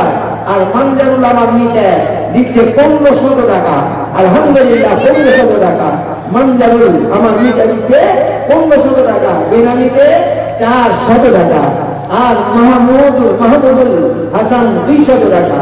হায়দার আলী দিচ্ছেন 50 টাকা, বেনামিতে 500 টাকা। হাফিজুদ্দিন স্ত্রী 500 টাকা। আর ওয়াসিদুল বাবার নামে 500 টাকা জি। আর দিনদার 300 টাকা, বেনামিতে 500 টাকা। তারপরে শহীদের মা 100 টাকা আর একটি কোরআন 2 পিস দিচ্ছেন। আর বেনামিতে 500 টাকা। মোশাররফ দিচ্ছেন 700 টাকা। বিনামূল্যে কোরআন আসছিস, আল্লাহ তুমি কবুল করে নাও, আল্লাহ তুমি সকল দান গ্রহণ করো, আল্লাহ তুমি গ্রহণ করো। নারায়ে তাকবীর, আল্লাহু আকবার। আল্লাহুম্মা সাল্লি আলা সালাম তাবারাকতা ইয়া জালাল ইকরাম ইয়া গফফার ইয়া সাত্তার রহমান রব্বানা জালালনা ফাগফির লানা ওয়া তারহামনা লানাকুনা মিনাল খাসিরিন রব্বানা ফাগফির লানা যুনুবানা ওয়া কাফির লানা আবরার ইয়া হাইয়্যু ইয়া কাইয়্যুম। দাতাদের যত দান ঘোষণা হইল সব দান আল্লাহ পাক করো কবুল। ও আল্লাহ দয়াময়, তুমি কি জানাল জীবনের বুকে জানো না সীমালাও মারা গেছে আল্লাহ এদের বুঝি যারা যারা, আরে কোথায় আল্লাহ তুমি হয়ে যাও সাহারা। পিতা মাতা দাদা দাদি খালা ফুফু জানো যত যারা কবর করে করেছে কামনা করে যদি থাকে তারা কোনো আজাবিতে আজা বন্ধ করো মনদান গজলতে। আল্লাহ তুমি সরকার কবুল করে নাও, আল্লাহ কবরটা উজ্জ্বল করে দাও। রব্বানা তাকাব্বাল দুআ ইন্নাকা সামিউল আলিম। আমিন আমিন আল্লাহুম্মা আমিন আমিন আমিন। মাশাআল্লাহ সুবহানাল্লাহ। আল্লাহ তোমার একজন বান্দা মুরব্বী মানুষ মরা আমার হাতে যা ছিল শেষের রাতে আল্লাহ চাই 40 টাকা দিয়ে গেল, আল্লাহ তুমি দাম দেখে কবুল করে নাও। আল্লাহ বিনামিতে মরা আমার একজন দাদা বিনামিতে 500 টাকা করলেন, মরা তুমি বিনামি দাম দিয়ে গ্রহণ করে নাও। আল্লাহুম্মা সাল্লি আলা সালাম তাবারাকতা ইয়া জালাল ইকরাম ইয়া গফফার ইয়া সাত্তার রহমান রব্বানা ফাগফির লানা যুনুবানা কাফির লানা সাইয়্যিদাতুল আবরার। আল্লাহ মুসলমান আওলাদাহু, আল্লাহ 500 টাকা তোমার একজন বান্দা দিয়ে গেল, এই দানা তুমি করো কবুল। মনে না সালবা পুরা করে ফেলো, ইহো করো কালা করিও মঙ্গল। রব্বানা তাকাব্বাল দুআ আমিন আমিন আমিন আমিন সুবহানাল্লাহ। আর আপনারা যারা বাকি আছেন তারা আপনারা দিবেন না ভাই, দিয়ে যাবেন, হ্যাঁ অবশ্যই দিয়ে যাবেন এবং শুনতে থাকেন। জি 2 নম্বরে চলছিল বয়ানটা পিতা মাতার নাফরমানি করো না, বাপ মায়ের নাফরমানি করো না। এক একটা বিষয়ের উপরে আলোচনা রাখতে গিয়ে সময়ের দরকার, আমি হালকা হালকা ভাবে তার একটু সংক্ষিপ্ত বিবরণে এগিয়ে যাচ্ছেন। 3 নম্বরে নবীজি আমার বলছেন ওয়ালা তাতরুকান্না সালাতাম মাকতুবাতাম মুতাআম্মিদান ফাইন্না মান তারাকা সালাতাম মাকতুবাতাম মুতাআম্মিদান ফাকাদ বারিয়াত মিনহু জিম্মাতুল্লাহ। আল্লাহর হাবিব নবী মুহাম্মদ রাসূলুল্লাহ সাল্লাল্লাহু আলাইহি ওয়াসাল্লাম বলেছেন বিনামিতে আল্লাহ তোমার এক বান্দা এলো 200 টাকা তোর রাহে দিয়ে গেল, এই দান আল্লাহ পাক করো কবুল, মাফ করে আল্লাহ পাক জীবনের হলো আমিন রহমান আমিন আমিন। আল্লাহ নবী বললেন ওরে মুআদ, আল্লাহ পাক আমাদের জন্য 5 ওয়াক্ত নামাজ ফরজ করেছেন। নামাজের এত গুরুত্ব, নামাজের এত মাহাত্ম্য, আল্লাহ দুনিয়াতে নবীর উপরে যত রকমের হাকাম দুনিয়াতে আল্লাহ তাআলা জিবরাইল মারফত নাযিল করেছেন, জিবরাইলকে পাঠিয়ে বলে দিয়েছে। জিবরিল আমিনকে পাঠিয়ে আল্লাহ পাক সমস্ত আদেশ নিষেধের কথা গেলা দুনিয়াতে পাঠিয়েছেন। কিন্তু আল্লাহ যখন নামাজের আদেশটা দেওয়ার ঘোষণা করলেন তখন আল্লাহ পাক দুনিয়াতে জিবরাইলকে পাঠালেন না, বলে দিলেন না, পাঠিয়ে আল্লাহ বললেন আমার মেহমানকে আমি একটা তোহফা দেব, আমার মেহমানকে তোহফা দেব। জিবরাইল যাও আমার মেহমানকে নিয়ে আসো, আমার মেহমানকে আমার কাছে হাজির করে দাও। প্রিয় বন্ধুগণ, নবীজি আমার সশরীরে জান্নাত জাহান্নাম একেবারে দেখেছিলেন এবং নবীকে মেরাজ হয়েছিল, তিনি সাজে মেরাজে গেলেন। প্রথম আসমান, দ্বিতীয় আসমান, তৃতীয় আসমান, চতুর্থ আসমান, পঞ্চম আসমান, সপ্তম আসমান, আল্লাহর কাছে হাজির হয়ে গেলেন। আল্লাহর কাছে হাজির হলেন। জি আল্লাহ পাক এবার বললেন জিবরাইল বলো আমার দোষকে, তার উপরে তার উম্মতের উপরে আমি 50 ওয়াক্ত নামাজ ফরজ করলাম। এই তোহফাখানা দেওয়ার জন্য আমার নবীকে আমি ডেকেছি, এই তোহফাখানা দেওয়ার জন্য আমার নবীকে আমি ডেকেছি।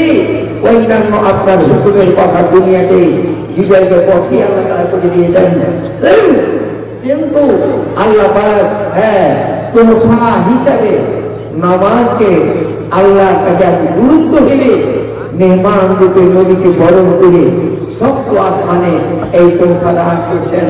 50 ওয়াক্ত নামাজ আমি দান করলাম, দিনে রাতে 50 ওয়াক্ত নামাজ। হে নবী আপনার উম্মতেরা যেন পড়ে, 50 ওয়াক্ত নামাজ যেন তারা পড়ে। নবীজি এই তোহফাখানা নিয়ে চলে আসছেন। হযরত মূসা আলাইহিস সালামের সঙ্গে দেখা আসমানে হযরত মূসা আলাইহিস সালামের হযরত মুসা আলাইহিস সালাম জানতে চাইলেন, ও বালকা নবী, আল্লাহ আপনাকে ডেকেছিলেন কেন? আল্লাহ আপনাকে সবে মেরে আপনার হলো কেন? আল্লাহ আপনাকে কি তওবা দিলেন? আল্লাহ নবী বললেন, আমাকে 50 ওয়াক্ত নামাজ আল্লাহ পাক দান করেছেন উম্মতের জন্য। আপনাদের শোনা আছে যে নবীজিকে ঘুরিয়ে দেওয়া হয়েছিল, হযরত মুসা একাধিকবার আল্লাহর কাছে পাঠিয়েছিলেন যে এত ওয়াক্ত নামাজ আদায় করতে পারবে না। পরিশেষে আপনার কয়েকবার যাওয়ার পর 5 ওয়াক্ত নামাজ থেকে যায়, 5 ওয়াক্ত নামাজ থেকে যায়। এই 5 ওয়াক্ত নামাজ পড়ো, একটা বেনামিতে 50 টাকা দিয়ে গেল, আল্লাহ তুমি কবুল করো, আল্লাহ তুমি আশা পূর্ণ করে দাও, আর রুজির বরকত দান করো। 5 ওয়াক্ত নামাজ ফজর হয়ে গেল, বেনামিতে 100 টাকা আল্লাহ কবুল করে দাও। আর একজন ভাই দিচ্ছেন, আর একজন ভাই বেনামিতে 100 টাকা দিলে, আল্লাহ তুমি গ্রহণ করে দাও, আল্লাহ তুমি কবুল করো। হ্যাঁ ভাইরা আমার, যারা তার নিজে বাকি আছেন তারা দিয়ে দেন, তারা দিয়ে দেবেন, ইনশাআল্লাহ দিয়ে হয়ে যাবে। আর বাকি শুনতে থাকুন, বাকি ইনশাআল্লাহ লম্বা চড়া চলবে না, শেষ করে দিতে হবে। লম্বা চড়া চলবে না, শেষ করে দিতে হবে। বাবার করে জালসা তো ভাই ফজর পর্যন্ত হয়, ফজর পর্যন্ত হয়, তো যাকে আমার পরে আবার কেউ আসুন। জি, ফজর পর্যন্ত হবে। বেনামিতে 500 টাকা আল্লাহ তুমি কবুল করে দাও। বেনামি 500 টাকা তুমি গ্রহণ করে দাও, আল্লাহ আশা পূর্ণ করে দাও। পরবর্তীকার যে আশা যে নিয়ত দিয়ে তোমার রাখে, এই 500 টাকা দিয়েছে আল্লাহ, তুমি নিয়ত সদায় করে কবুল করে নাও, আমিন। আল্লাহ তোমার একজন বান্দা আসিল সবাতে 500 টাকা দাম তোমার রাখিতে গ্রহণ করো তোমার নিজের দয়াতে। ও আল্লাহ দয়াময় দয়ালু দাতা, দয়া দানে বসে নাও জীবনের খাতা। আমিন আমিন আমিন আমিন আমি সময় আমি তাই বলতে গেছিলাম ভাইয়ের আমার নবীর আমার 3 নম্বরে নামাজের কথা। নামাজটা আল্লাহ পাক নবীজিকে আসমানে ডেকে তোহফা দিয়েছেন। তবে 5 ওয়াক্ত নামাজ যে থেকে গেছে, 50 ওয়াক্তের যে নেকি, নেকিটা আল্লাহ বাকি রেখে দিয়েছেন। নেকিটা আল্লাহ বাকি রেখেছেন, যা নবী আমার যদিও 45 ওয়াক্ত মাফ করে দেওয়া হলো, কিন্তু নেকিটা আমি কাটলাম না। 50 ওয়াক্ত নামাজ আদায় করতে যে নেকি আছে, এই নেকির অধিকারী আমার বান্দাদের, অর্থাৎ তোমার উম্মতদের যারা নামাজ আদায় করবে তাদের আমি দেব, অবশ্যই দেব, এটা আমি কেটে দেব না। 5 ওয়াক্ত নামাজ আল্লাহ পাক ফরজ করেছেন। মুআযকে বলছেন, রে মুআয, এই 5 ওয়াক্ত নামাজ খবরদার, ওয়ালা তাতরুকান্না সালাতা মাকতুবাতাম মুতাআম্মিদা, 5 ওয়াক্ত ফরজ নামাজ তুমি জিন্দেগিতে ছেড়ে দিবে না, জিন্দেগিতে ছাড়বে না। যারা এত কষ্ট করে এসেছেন জালসায়, এখানে করে বেনামাজি যেসব ভাইরা আছেন, আমি হাত তুলে দেখতে চাইব, বেনামাজি যে ভাইরা আছেন, এত গুরুত্বপূর্ণ কথা শুনেও যদি নামাজটা না পড়েন, তাহলে আপনাকে কেমন কি বুঝাবো? জি, নামাজটা না পড়েন কেমন কে বুঝাবো? কিয়ামতের মাঠে সর্বপ্রথম হিসাব নামাজে ভালো। আউয়ালু মা ইউহাসাবু ইয়াউমাল কিয়ামাহ, কিয়ামতের মাঠে আল্লাহ পাক হিসাব দেবেন, আগে নামাজের হিসাব দেবেন। যারা নামাজ পড়ি না ভাইরে, আজকে অঙ্গীকার আবদ্ধ হবো যে নামাজ ছেড়ে দিব না, নামাজ ছেড়ে দিব না, নামাজ পড়বো ইনশাআল্লাহ, ফজর হতেই নামাজ পড়বো ইনশাআল্লাহ। এই নামাজ কোনো সময় মাপ নাই রে ভাই, নামাজটা কোনো সময় মাপ নেই। নামাজ ফজিলত আল্লাহর কাছে চরম, আল্লাহর কাছে নামাজের ফজিলত চরম। আপনি মসজিদ তৈরি করলেন, মাদ্রাসায় নাম দিলেন, মসজিদ তৈরি করলেন, আল্লাহ জান্নাতে ঘর তৈরি করেন, কিন্তু জান্নাতে ঘর তৈরি করে তালা লাগা থাকবে, তালা, এই তালা চাবি দুনিয়া থেকে নিয়ে যেতে হবে, এই তালার চাবিটা দুনিয়া থেকে নিয়ে যেতে হবে আপনাকে। তালার চাবিটা হলো কি? আসসালাতু মিফতাহুল জান্নাহ, নামাজ হলো জান্নাতের কুঞ্জি, জান্নাতের চাবি। জান্নাতে আপনার ঘর তৈরি থাকবে দান করে, ঘর আল্লাহ তৈরি করবেন, কিন্তু তালা খুলবে। এ তালা খোলার জন্য চাবি আমাকে আপনাকে দুনিয়া থেকে নিতে হবে ভাইয়ের আমার, সেটা হলো 5 ওয়াক্ত নামাজ। নামাজের চাবি, নামাজের কুঞ্জি, নামাজ, হ্যাঁ নামাজ পড়ে যেতে হবে, নামাজ না পড়লে মানে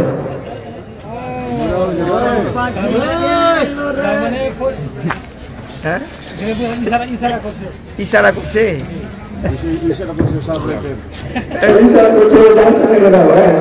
আচ্ছা 100 টাকা বেনামিতে 100 টাকা ভাই দিলেন আল্লাহ তুমি কবুল করে নাও বেনামিতে 100 টাকা তুমি কবুল করে নাও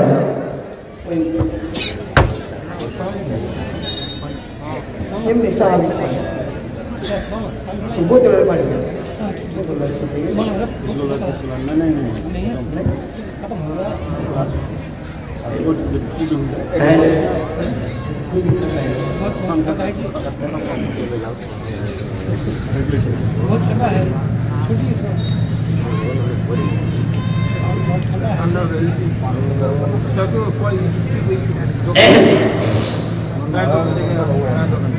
হ্যাঁ মা বোনেরা আমার আপনারা নবাজ থেকে পিছিয়ে আসেন আপনারাও খুব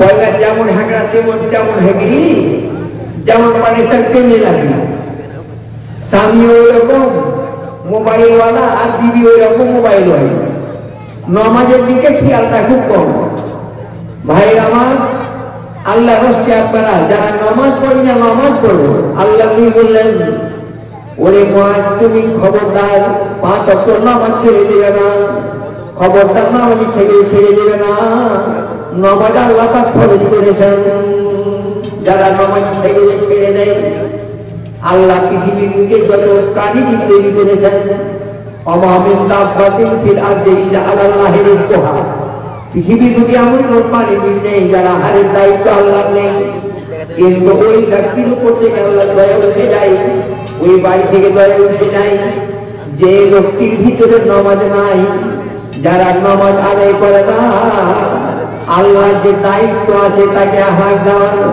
তাকে সুস্থ রাখার তার প্রতি দয়া রহম করার কিন্তু আল্লাহর দয়াটা উঠে যায় ওই বাড়ি হতে যে বাড়িতে নামাজ নেই যে বাড়িতে নামাজের ধান ধারে না যে বাড়িতে নামাজের ধান ধারে না বিবি নামাজি নয় স্বামী নামাজি নয় বেটি নামাজি নয় বেটা নামাজি নয় নামাজের চর্চা দিয়ে বাড়িতে নেই ওই বাড়িতে আল্লাহর রহম নেমে আসে না দয়া নেমে আসে না বেনামিতে একজন 100 দিল এই তার আল্লাহ পাক করলো মাফ করো আল্লাহ পাক জীবনের হলো নেকি খাতা হতে মনে করে নাও দিলো আমিন আমিন আল্লাহুম্মা আমিন আমিন আমিন তাই বলেছেন ভগবান খবরদার জিন্দেগিতে 5 ওয়াক্ত নামাজ ছেড়ে দিবে না নামাজ যদি ছেড়ে দাও তাহলে আল্লাহর দয়া তোমার প্রতি থাকবে না আল্লাহর দয়া রহম তোমার বাড়িতে হবে না এত ভয়ের কথা শুনে আল্লাহর দয়া থেকে মাহরুম হয়ে যাবো নামাজ পড়বো না ভাই আমার আল্লাহ পাক আমাদের নামাজ পড়ার ক্ষমতা দান করেন নামাজের উপকারিতা কি আছে প্রসঙ্গত হাদিস আসছে আপনাদের কাছে নামাজের উপকারিতা নামাজ যে 5 ওয়াক্ত নামাজের হেফাজত যারা করেন তার জন্য উপকার লাভটা কি লাভটা আল্লাহ হাবিব জনাব মুহাম্মদ রাসূলুল্লাহ সাল্লাল্লাহু আলাইহি ওয়াসাল্লাম দিয়ে বলেন দিয়ে গেছেন 5 ওয়াক্ত নামাজের পাবন্দ যারা মান হাফাজা আলাইহা কানাত লাহু নূরা ওয়া বুরহানান ওয়া নাজাতান আল্লাহ নবী বলে গেছেন যারা 5 ওয়াক্ত নামাজের হেফাজত করবেন মা বোন এ ভাইরা আমার বাবারা আমার 5 ওয়াক্ত নামাজ টাইমে নামাজ 5 ওয়াক্ত নামাজের হেফাজত মানে হলো জোহরের আজান হয়ে গেল আপনি জামাতের নামাজটা পড়ার চেষ্টা করুন টাইমের নামাজ পড়ার চেষ্টা করুন আসরের আজান হয়ে গেল সময়ের নামাজ পড়েন আল্লাহ নবীকে বলা হয়েছিল যে কোন টাইমটা কোন গানটা সবচেয়ে উত্তম কোন কাজটা সবচেয়ে উত্তম আল্লাহ নবী আসসালাতু লিআওয়ালি ওয়াক্তিহা জি নামাজ প্রথম টাইমের সময় হয়ে গেল ঢিলা না করে নামাজ আদায় করলেন 5 ওয়াক্ত নামাজ 5 টাইমে নামাজ আদায় করলেন এই হেফাজত যারা করলো নামাজ হেফাজত যারা করলো বেটা ছেলে হোক বেটি ছেলে হোক নর হোক নারী হোক মা বোনেরা আমার শুনছেন ভাইরা আল্লাহ নবী বললেন যারা নামাজ হেফাজত করলো কানাত লাহু নূরা তার জন্য এই নামাজ হবে আলো জ্যোতি দেবে নামাজ আপনি মারা গেলেন কবরে রেখে চলে আসলো কবর আপনার মাটি দিয়ে ঢেকে দিল, অন্ধকার কবর হয়ে নামান, এই অন্ধকার কবরে আলো দেবে নামান। আর কিয়ামতের ময়দানে যখন উঠবেন সেদিন এই নামাজ আলো দেবে আপনার। কোন টাইমে আলো দেবে? ফাইসালা কিয়ামতের মাঠে হবে। হ্যাঁ, হাসরের মাঠে ফাইসালা হবে। সূর্যটা আল্লাহ তাআলা খতম করে দিবেন, সূর্যটা নিজের সিংহাসনের পাশে আল্লাহ রেখে দেবেন। অশামসু মাতবিয়াতুন আলা ইয়ামিনিহি, সূর্য আপনার তাকে রেখে দেওয়া হবে আল্লাহর সিংহাসনের পাশে। আর সূর্যের কিরণ থাকবে না, আলো থাকবে না, সূর্য শেষ। এবারে কিয়ামতের ময়দান থেকে মানুষেরা যাবে জান্নাতে আর কেউ যাবে জাহান্নামে। হাসর মাঠ থেকে শুরু করবে হাঁটতে, কেউ যাবে জান্নাতে কেউ যাবে জাহান্নামে। ফাইসালা হয়ে যাওয়ার পর নামাজ যে আপনাকে আলো দেবে, কোথায় কোথায় আলো দেবে ওইটা প্র্যাকটিক্যালি আপনাকে দেখাচ্ছি আল্লাহর কোরআন দিয়ে। কোথায় কোথায় আলো দেবে? 1 নম্বর, কবরে আলো দেবে নামাজ। নামাজ আপনি ঠিক করে গেছেন, আপনাকে মাটি চাপা দিয়ে চলে আসলো, আমাকে মাটি চাপা দিয়ে চলে আসলো, কবর অন্ধকার হয়ে গেছে, নামাজের জন্য কিন্তু অন্ধকার হয়ে থাকবে না। সে আলো পাবে জান্নাতে, জান্নাতের খুশবু পাবে, জান্নাতের সেন্ট পাবে, জান্নাতের আলো পাবে, অন্ধকার থাকবে। কিয়ামতের ময়দানে ফাইসালা যখন হয়ে গেল, অশামসু মাতবিয়াতুন আলা ইয়ামিনিহি, সূর্যকে আল্লাহ সিংহাসনের পাশে রাখবেন। অন্ধকার হয়ে গেল, এবার অন্ধকার, ঘুটঘুটে অন্ধকার। এই অন্ধকারে চলা যাবে না, কেউ যাবে জান্নাতের রাস্তায়, কেউ জাহান্নামের রাস্তায়। জান্নাতের রাস্তায় যারা যাবেন, 5 ওয়াক্ত নামাজ যারা পড়েছেন ভাই, তারা তাদের আগা দিকে লাইট আর ডান দিকে লাইট, অটোমেটিক লাইট আল্লাহ ফোকাস করবেন নামাজের জন্য। এ নামাজ ফোকাস দেবে আপনার আগা দিকে, আপনার ডান দিকে ফোকাস দেবে। অটোমেটিক সিস্টেমে আলো পাওয়া যাবে, সেই আলোতে আলোতে নামাজিরা কিয়ামতের ময়দান থেকে জান্নাতের গেটের দিকে যাবেন। এবার যারা নামাজ পড়েনি, নামাজে যারা ধার ধারেনি, তারা অন্ধকারে পড়ে যাবে। তারা কোন দিকে যাবে কোন রাস্তা খুঁজে পাবে না। তারা এবার আলোওয়ালাকে দেখে যে আলোওয়ালা নামাজিরা আলো নিয়ে যাচ্ছে জান্নাতে। তারা পিছন দিক থেকে তাকিয়ে বলবে, ইয়াউমা ইয়াকুলুল মুনাফিকুনা লিল্লাযিনা আমানু উনজুরুনা নাকতাবিস মিন নূরিকুম কিলা ইয়াউমা লাকুম ফালতামিসু নূরা ফাযুরা বাইনাহুম বিসুরিন লাহু বাবুন বাতিনু ফীহি রাহমা ওয়া যাহিরুহু মিন কিবালিহি আযাব। আল্লাহ কোরআন বলছে, আরে আমার এই আলোকিত আলো দেখে যারা পাপী নামাজ পড়েনি, যারা জাহান্নামের রাস্তা ধরবে, অন্ধকারে পড়ে আছে না, সেই দিন তারা বলবে, ও আলোওয়ালা ভাইরা যারা আলোতে চলে যাচ্ছে, আমাদের একটু সঙ্গে নাও না, আমাদের একটু সঙ্গে নাও, আমরা যেতে পারি না। তারা বলবে, তোমরা পিছন দিকে তাকাও, এই আলোটা তোমাদেরকে আল্লাহ দিবেন না, এটা আলোটা পাওয়ার তোমরা অধিকার রাখো না। আমরা 5 ওয়াক্ত নামাজ কষ্ট করে পড়েছিলাম, আমরা দিনের কাজ করেছিলাম, আমরা আল্লাহর ভয় করেছিলাম, যার জন্য আল্লাহ পাক আমাদের জন্য আলো দিয়েছেন। আলোতে আমরা জান্নাত যেতে আছি, তোমরা এই আলো পাবে না, এই পালোর উপর অধিকার তোমরা নাও। তোমরা ফিরে যাও, পিছন দিকে তোমরা তাকাও। এবার তোমরা পিছন দিকে যাও, ফালতামিসু নূরা, তোমরা আলো তলাশ করো। এবার যখন তারা পিছন দিকে যাবে, তখন এবার কি হবে? ফাযুরা বাইনাহুম বিসুরিন লাহু বাবুন বাতিনু ফীহি রাহমা ওয়া যাহিরুহু মিন কিবালিহি আযাব। তাদের এবং জান্নাতীদের মাঝখানে আপনার আর দিওর হয়ে যাবে, ভিতরে হবে জান্নাত আর বাহির সাইডে হবে জাহান্নাম। জাহান্নামের অগ্নিকুণ্ডে কেটে পড়ে ভাইরা। তো নামাজ আপনাকে আলো দেবে কবরে, নামাজ আপনাকে কিয়ামতের ময়দানে নিয়ে যাবে জান্নাতে। এর চাইতে আর ভালো জিনিস কি শুনলেন এ সভায়? জি, এটা মেলা নয়, এটা মেলা নয়, আল কাপের গানের এটা জায়গা নয়, যারটা থিয়েটারের জায়গা নয়। এখানে কোরআন হাদিস শুনতে হবে, আর এটাকে অন্তর থেকে শুনতে হবে, আর এর প্রতি আমল করার চেষ্টা করতে হবে। আমার আল্লাহ আমরা আমাদেরকে ক্ষমতা তো বিধান করেন যেন আমরা 5 ওয়াক্ত নামাজের পাবন হই। তাইলে 1 নম্বর আলো দেবে নামাজ। 2 নম্বর কি?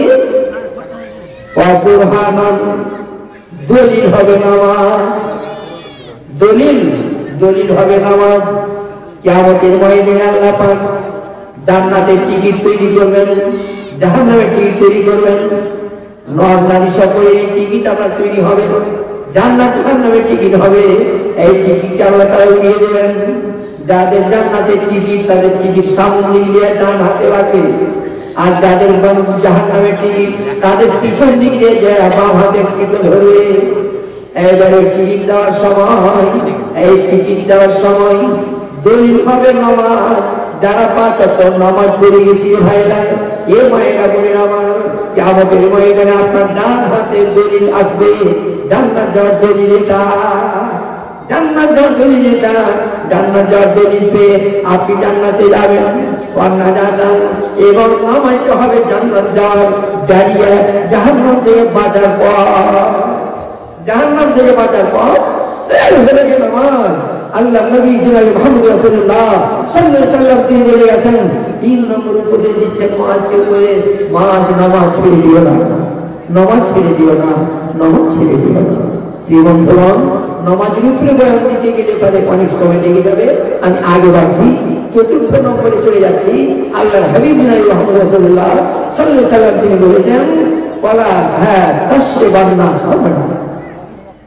4 নম্বরে কি বললেন? ওয়ালা তাশরিবান্না খামরা ফাইনা রাসূলি কুল্লি ফাহিশা। ওরে মুআজ, তোমার হাত ধরে বলছি, জীবনের মুআজ তুমি খবরদার শরাব পান করিও না, মদ্য পানাহার করিও না, মদ্য পানাহার করবে না, শরাব পান করবে না। কেন? শরাব মদ্য পানাহার হলো সমস্ত গুনার জড়, সমস্ত অন্যায়ের জড়। যখন শরাব মানুষ পান করে নেয়, তার আসল প্রেমটার বিকৃতি হয়ে যায়।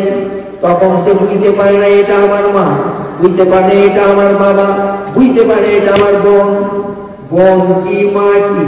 তখন আপনার তার কাছে বিবেক বুদ্ধি থাকে না, বিচার শক্তি তখন তার থাকে না, বিচার শক্তি তখন তার থাকে না। বেনামিতে আল্লাহ গো, আমার এক ছোট ভাই গভীর হাতে এলো, 500 টাকা তোর না হেতে না নিল। এই দান আল্লাহ পাক করলো, করলো মাফ করো আল্লাহ পাক, জীবনের হলো নেকের খাতা হতে মনে করলো না হলো। আর দিন আছে আল্লাহ তাআলার মাঝার পূরণ করো তো মনে করো দিনার। আমিন আমিন আল্লাহুম্মা আমিন আমিন আমিন। মাছ দিবসে দে মাছ, খবরদার শরাব পান করিও না, মদ্য পানাহার করবে না, শরাব পান করিও না। সারাবি যারা মারা যায় আপনারা জানেন এটা হারাম।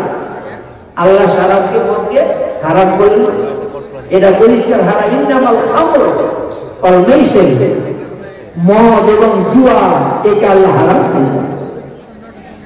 তাতে আমরা জড়িত গেছি, তাতে আমাদের ঘরে সন্তান জড়িত গেছি। এখন মদ পান করাটা কমেছে, এখন হিরোইন করেছে, হিরোইন খাওয়া শুনেছি নাকি, হিরোইন পাউডার যুক্ত জিনিস নাকি হিরোইন খাওয়া শুরু হয়েছে। আর হিরোইন রেখে যাকে যাকে ধরেছে, ওর স্ত্রীর গয়না বিক্রি করি আগে সারবে, ওর বাপের ভিক্ষা মাটি বিক্রি করি আগে সারবে না। কথা গেল আসল বলছি না নকল বলছি? যে আসল আসল হিরোইন যারা যাকে ধরেছে, ওর বাড়ির গিটখানে কাঁসার কলসি গালা থাকবে না, কাঁসার থালা থাকবে না, কাঁসার ডোল থাকবে না, সব সুসুর করে লক্করে দেখে ফেলে দেখবে আর হিরোইন ফেলে দেবে। বড় ধন কিচ্ছু রাখবে না রে ভাই। আর এমন জিনিস দেবে না খেলে ওকে ওকে আছড়ে দেবে। যদি একদিন না খায় তো ওকে আছড়ে দেবে, এসে ফেলবে, যা তো থাকা না তোকে আছড়াবো, ওকে আছড়ে দেবে, ভূমি করে দেবে, সব করে দেবে, না খাইতে হবে। হাইরে মুসলমান, হাইরে মুসলমান, হ্যাঁ তুই হারালি ইমান, কি করলি রে মুসলমান, জীবনটাকে নষ্ট করে দিলে তুমি। মদ্যপান হাত করে এত এইরকম বরবাদ হয়নি যে মতো বরবাদ হিরোইন খাওয়া হলো। ওর শরীর গেল, সবই গেল, সব গেল, মান গেল, ধন গেল, টাকা গেল, সব গেল, সবকে নষ্ট করে দিল। বিবিটাকে আপনার হারিয়ে দিল, বিবির শান্তিকে শেষ করে দিল যে ব্যক্তি আপনার হিরোইনে পা দিয়ে দিল। না খেলে চলবে না, ওকে খেতেই হবে। আর খাওয়ার জন্য টাকা না থাকতে গেলে পারে হ্যাঁ বিবির ভিতরের কলসিতে হাত দিতেই হবে, বিবির কাঁচা খাওয়াতে হাত দিতেই হবে। এইসব করে হচ্ছে শিবনগরে একটা বাড়িতে আপনার উঠলো দিয়ে একটা বাড়ির ভিতরের কলসি কাঁচা থালা ওই সব গলা নিয়ে পালিয়ে গেল চলে। তারপর ধরা পড়লো, দেখা গেল কি ওগুলা হিরোইন খাওয়া, হিরোইন খাওয়া। ছি ছি ছি। আল্লাহ নিয়ে বললেন কতবার বলবো ভাই সারাপ পান করো না, সারাপ পান করো না, সারাপ পান হলো সমস্ত গুণার জ্বর, সমস্ত গুণার জ্বর। এক জায়গাতে গেছিলাম বিচারে, গিয়ে দেখলাম যে এক মদখোর এমন ভাবে মদ পান করেছে, মদ পান করে এসে ওর চাচি বিড়িবান ছিল, জি ওর চাচি বিড়িবান ছিল, ওর একটা বোন বিড়িবান ছিল, ওর স্ত্রী বিড়িবান ছিল। ওরা থাকলো ওর চাচিটাকে কোদরে, ওই চাচিটাকে আপনার হাঁসা বাড়ি দেওয়া বেইলটের বাড়ি ওর চাচির পিঠে এমন ভাবে মার দিল, এমন ভাবে মার দিল যে না জেহাল করে দিল। কোনো দোষ করেনি চাচিটা। বিচারে গেছিলাম, বলে ব্যাপার কি মা তোমাকে মারলো কেন? অসুখ তোমার কোনো দুশ্মনী ছিল? নারী কাটা কোনো দুশ্মনী ছিল না। আমি বসে বিড়ি বাঁধছি, এর হারাম কোন মদ বেশি করে পান করেছে, পান করেছে আজ পালন করতে করতে এই জায়গায় ঠান্ডা আমার পিঠে পানি মারতে আরম্ভ করেছে। তাকে জরিমানা করা হলো 50,000 টাকা, তাকে জরিমানা করা হলো। জিন্দগিতে যাবে এই কাজ না করি, খবরদার এই কাজ না করি, তাকে আপনার মজলিসের দোয়া করানো হলো, তার কাম করানো হলো এবং তাকে জরিমানা করা হলো। তার মায়ের চাচি পা ধরে মাপ নেওয়ানো হলো। মদ পান করতে গেলে কে মা চাচি কিছু খেয়াল থাকে না। এর মধ্যে জঘন্য জিনিস তার কিছু নেই, এই জঘন্য জিনিস তার কিছু নেই। বুঝতে পারলেন? মদ্যপান হয় আপনার হালাল হারাম তো আগে ছুঁড়ে ফেলেন। আপনার ক্ষতি কতটা মদ পান করতে গেলে পারে আপনার শরীরটা নষ্ট হয়ে গেল। আল্লাহর দেওয়া মেশিন শরীরে, আল্লাহর দেওয়া মেশিন, এই মেশিনে আপনার বিষ ঢালছেন। আপনি আল্লাহর দেওয়া মেশিনে বিষ ঢালছেন, এই বিষ ঢালছেন। কতদিন এই মেশিনের নারী ভুড়ি সহ্য করবে? কতদিন সহ্য করবে? সাময়িক লাগে যে শরীরটা স্বাস্থ্যবান হয়ে গেল, কিন্তু ওর আয়ু খতম হয়ে গেল, আয়ু খতম হয়ে গেল, বেশি দিন বাঁচবে না। মদ্যপান হারকারী বেশি দিন বাঁচেনি আর বাঁচবে না। কেন? ও আপনার বিষ ঢালছে ওর শরীরে, বিষ ঢেলে নিজেই সময় আয়ুষ সময়টাকে কাছিয়ে দিচ্ছে। জি আগে আগে আলু আপনার বলতো জমিনে, আলুর আপনার গোবরের সার দিয়ে আলু বোনা হতো, ওই আলু সারা বছর থাকতো, কষতো না। কিন্তু এখন আপনার রাসায়নিক সার দিয়ে দিয়ে জোর করে আপনার আলুকে বড় করে আলু আপনার বাজারে নিয়ে আসা হচ্ছে। ওই আলু আপনি এক প্যাকেট কিনালেন, কয়েকদিন যাবে আপনার করতে শুরু করছে। কেন? কেন? রাসায়নিক যুক্ত সার দেওয়া আলু ওই জন্য। আর আগেকার আলুর জন্য রাসায়নিক সার দেওয়া হতো না, গোবর সার দিয়ে আপনার আলু হতো, যার জন্য আলু বছর থেকে যেত, পচতো না। কথা ঠিক বলছি না বেটি বলছি? যে তেমনি আমার আপনার শরীর, শরীরে আপনার অরিজিনাল ভালো খাবার শরীরে যাবে, শরীরের আপনার ইঞ্জিন ঠিক থাকবে। এই ইঞ্জিনের বিষ ঢালবেন, কতদিন ইঞ্জিন লাস্টিং করবে বন্ধুগণ? আপনার আয়ুকে আপনি কাছে নিচ্ছেন নিজেই মদ্যপানাহার করে, সারাপানাহার করে। বাকি হাদিস আছে 3 কিসিমের লোকের জন্য আল্লাহ জান্নাতের মুখ দেখা আরাম করে দিয়েছেন, জান্নাত পাবে না। সালাসাতুন হারামাহুম আলাইহিল জান্নাহ মুজমিনুল খামর, আল্লাহ কি বলে গেছেন 3 রকমের লোকের জন্য জান্নাত হারাম। তার মধ্যে 1 নম্বর হলো মুজমিনুল খামর, হামেশা সারাবি মদ্যপান করতে করতে করতে মারা গেল, মদ ছাড়তে পারেনি, মদ্যগুলো ছাড়তে পারেনি এবং হিরোইন পান করা ছাড়তে পারেনি, মদ পান করা ছাড়তে পারেনি। এই মদ্যপান করতে করতে মেয়েরা মারা গেল, সে চিরতরে জাহান্নামী। আল্লাহর নেখায় এত গরম হয়, তার প্রতি কিয়ামতের ময়দানে আল্লাহ পাক জাহান্নামের আগুনে তাকে ফেলবেন। মদ্যপানাহারকারীকে আল্লাহ পাক কি পান করতে দেবেন? জাহান্নামীদের শরীর গলা গলা পুজ রক্ত, নারীদের শরীর গলা গলা, নারীদের গুপ্তাঙ্গ দিয়ে রক্ত গলা গলা একদিকে জমা হবে। নারীদের গুপ্তাঙ্গের রক্ত পুজ গুলা ওই সারাবি মদখোরকে আল্লাহ জাহান্নামে পান করার ব্যবস্থা দিবেন। এত নাপাক জিনিস পান করেছিস দুনিয়াতে, লে কত পান করার তোর বাসনা, কত তোর চাহিদা নিয়ে আজ পান কর। হ্যাঁ, নারীদের গুপ্তাঙ্গ থেকে রক্ত মিন্স এইসব রক্ত বের হচ্ছে, এই গেলা পান কর, এইগুলো পান কর। শরীর থেকে পুঁজ রক্ত বের হয়ে টক করে ফুটছে, ওই সব দ্বারা পান কর, ওইগুলো পান করতে দেওয়া হবে বন্ধুরাও, ওইগুলো পান করতে দেওয়া হয়। যেমনই মুখের কাছে নিয়ে যাওয়া হবে, চেহারা ঝলসে নিয়ে যাবে। ফায়দা দাখালাত বতুনহুম উত্যাত মাফি বতুনহিম, ফায়দা উজুহুম মিন উজুহিম শাওয়াত উজুহুম, তিনি হিসেবে হাদিস আছে। যেমনই আপনার চেহারার কাছে নিয়ে আসা হবে, গরমের চেহারার চামড়া ঝলসে নেমে যাবে, পেটের ভিতরে যেমন যাবে, পেটে দাঁত দিয়ে নেমে যাবে বন্ধুগণ। দুর্দশার সীমা থাকবে না, দুঃখের সীমা থাকবে না। এক ভাই দিয়েছে, আল্লাহ তুমি কবুল করে নাও। দুঃখের সীমা থাকবে না ভাই। আল্লাহ আমাদের মদ পান করা থেকে আল্লাহ তাআলা রক্ষা করেন, আমিন। আল্লাহ আমাদের রক্ষা করেন, আমাদের ছেলেদের রক্ষা করেন, আমাদের সমাজে রক্ষা করেন। আজকে আপনার নিশান ধরে যারা তারা জীবনকে হারিয়ে দিয়েছে, জীবনের ক্ষতি, তাদের জীবনের ক্ষতি, বিবি অশান্তি, ছেলে মেয়ে অশান্তি, সব অশান্তিতে ভুগছে সারা বিমত করে ঘরে। জীবন যেমন আল্লাহ দুনিয়াতে তার অশান্তি আর আখেরাতে জাহান্নাম, দুনিয়াতে অশান্তি, আখেরাতে জাহান্নাম। আর কষ্টই কষ্ট, জিন্দগিটাই বেকার, সারাদিন মদ করে নেশা করে জিন্দগিটাই বেকার। আল্লাহ পাক আমাদের আল্লাহ বাঁচান।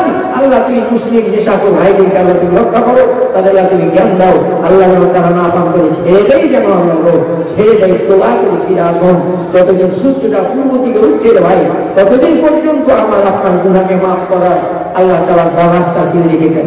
যতদিন সূর্যটা পূর্ব দিকে উঠছে ততদিন পর্যন্ত আল্লাহ গুনাহ ক্ষমা করার রাস্তা খুলে রেখেছেন।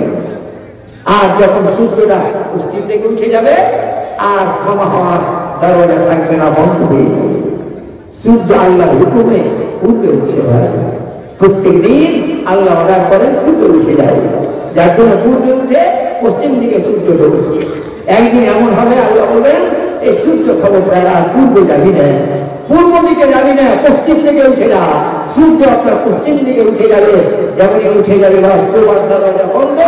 আর বড় বড় আলামাতে কুবরা, কিয়ামতের বড় বড় নিশান আপনার এসে পড়বে। আপনার সূর্য তারকা রাশি আপনার ঝরে ঝরে পড়ে যাবে, আসমান ফেটে যাবে, জমিন ফেটে যাবে, ভূকম্প শুরু হয়ে যাবে, ওপর তল হবে, তলতল হবে, এই করে করে আপনার দুনিয়া হয়ে যাবে। বন্ধুগণ, তোবা তখন করে আর হবে না। এখন তোবা করতে গেলে আল্লাহ আমি মদ্যপানাহার করেছি আর করবো না, আল্লাহ আমি দিনের পাঠ করি আর করবো না, আমি বেনামাজি নামাজ আমি করবো, আমি দিনের কাজ করবো। আল্লাহ আমি সামনে রোজা আসছে, রোজার মাসে তোমার রোজাকে আল্লাহ তুমি আমি ঠিক করে পালন করবো। আল্লাহ তুমি আমার জীবনের পাপকে ক্ষমা করিও রব্বুল আলামিন। আল্লাহ তুমি ক্ষমা করিও, আল্লাহ তুমি আমার পাপকে ক্ষমা করিও। ভাই ক্ষমা হওয়ার কথা আসছে সামনে, পবিত্র মাহে রমজান। এই মাহে রমজানের রোজার একটা হাদিস আজকে প্রসঙ্গত করে যাচ্ছি। আল্লাহ হাবিব মুহাম্মদ রাসূলুল্লাহ সাল্লাল্লাহু আলাইহি ওয়াসাল্লাম বয়ান দিয়ে গেছেন। জি বলা মুখ চলা পা, জি যাই আর বেশি না ভাই, আর বিশ্রাম করতে হবে। হ্যাঁ, তবে কথাগুলি অত্যন্ত গুরুত্বপূর্ণ হচ্ছে, আজে বাজে কথা একবারই হয় না। সামনে আসছে মাহে রমজান, আল্লাহ নবী হিসেবে আপনি জানার